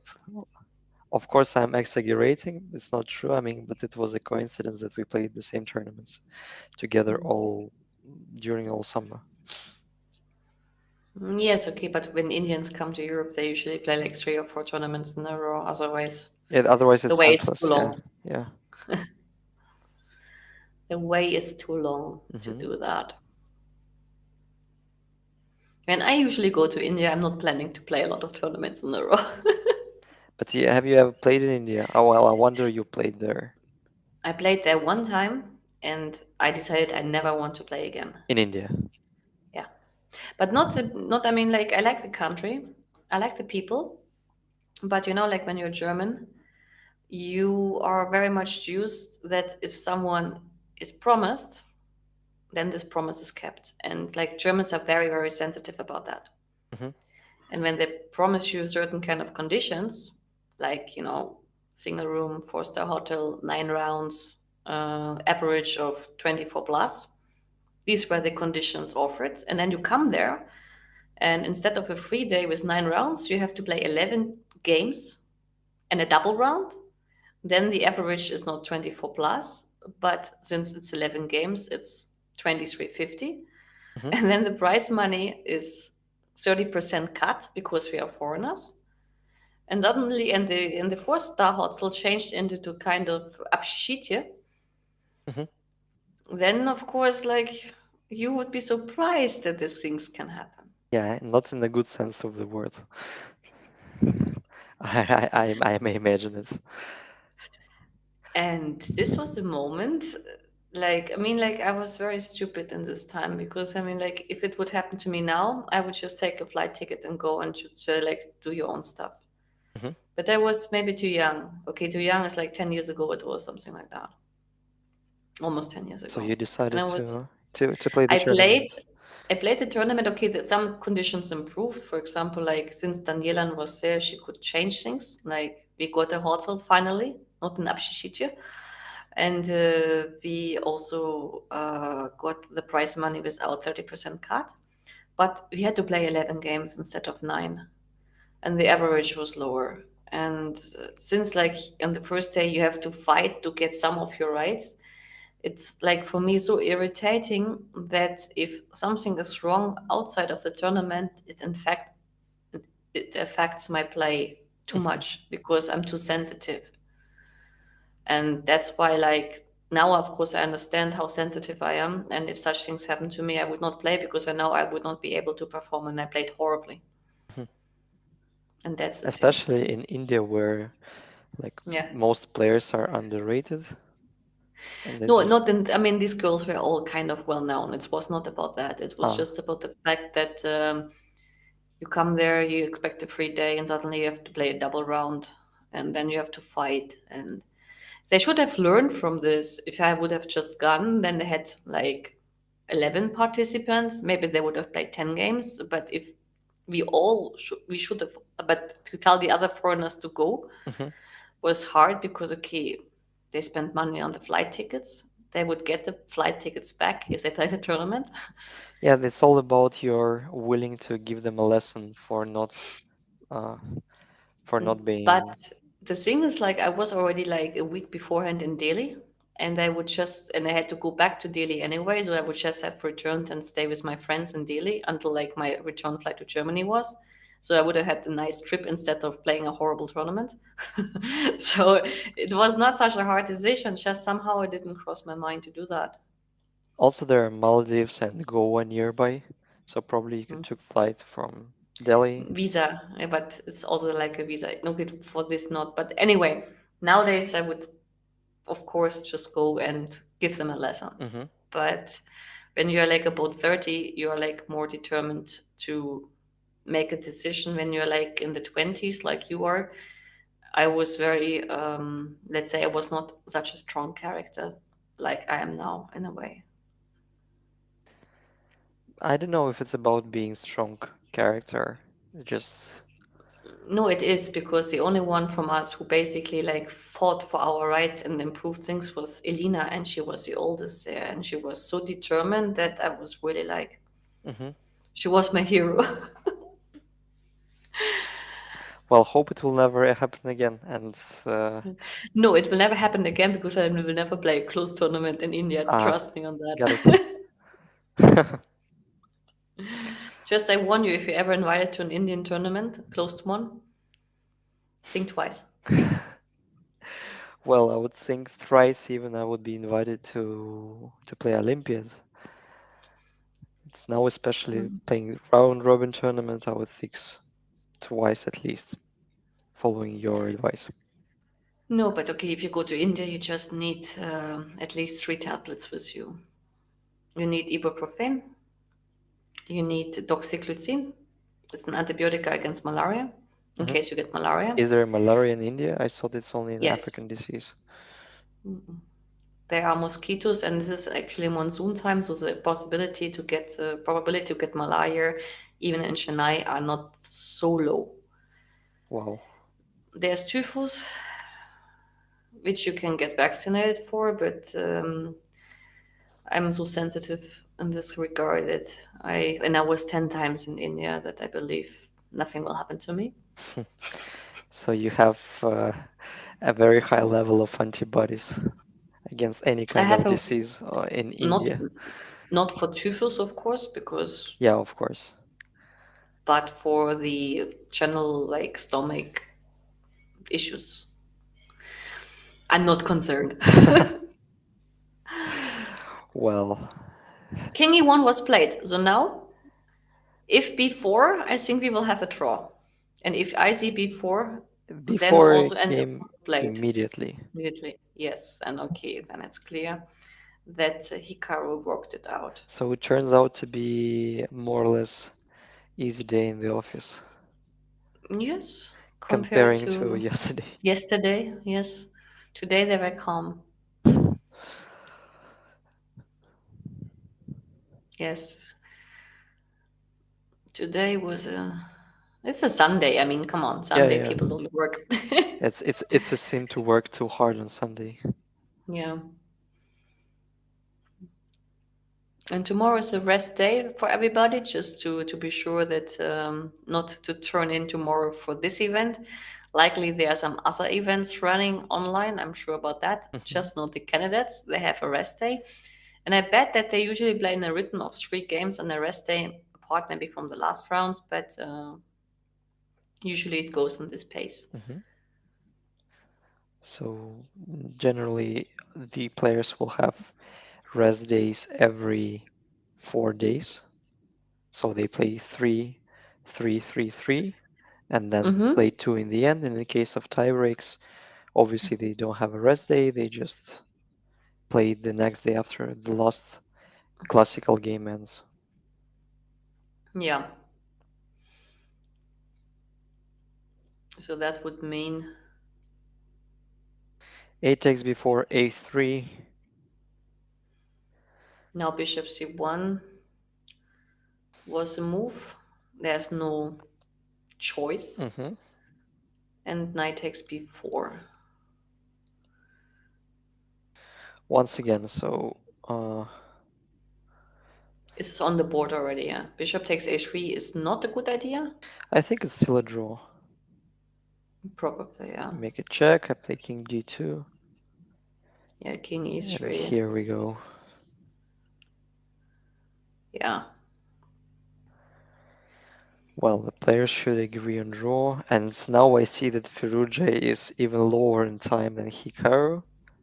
While he was Mm-hmm. probably 40 minutes up, then he wasted, well, I can say he spent all the time on calculating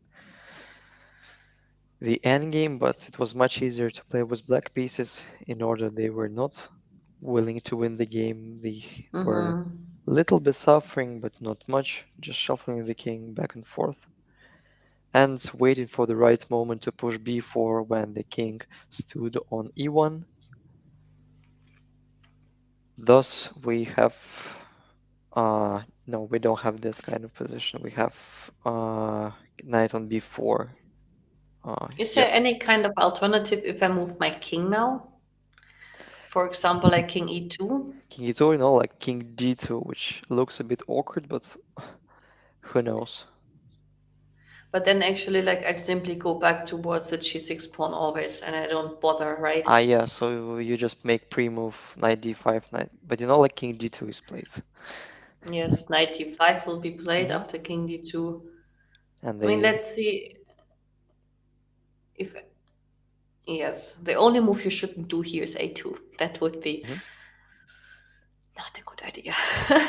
But let's check even if it's a draw. Knight Knight c6, the only c6, one. We push the king king, e3. You will get in Zugzwang. Bishop a1, king e2, king f5, king f6. but I'm not like super sure because I can play knight e4. But well, it will be another story because this is the Mm, position on the board, and well, probably yes, yeah, the clocks are ticking, and we're about to have another game that draw. indecisive game. Mm-hmm. So your yesterday's prediction would have come true today. So you were I was so close. so close. And even the players don't agree on draw. There is nothing to do with it. So that's theoretically drawish position.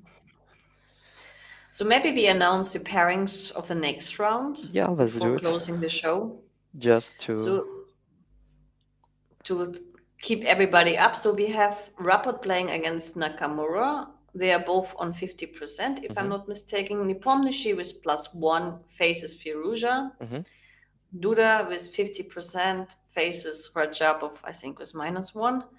And Ding Liren is playing against the other leader, Caruana, with white, which can be actually a quite crucial game Yeah, two when top we seeds. speak. Yes, I mean, very crucial game between Ding Liren and Caruana, I would say, if we consider that those two, according to Magnus Carlsen, were the ones of being the favorite. Yeah, you ended like a tail. Yes, Well, therefore, it's a good time to close the say show. to close the show, close the curtains, say goodbye, and warn you that we would be delighted if you'll be back on June 21. I think it's gonna be Thursday. Uh, Tuesday, yes.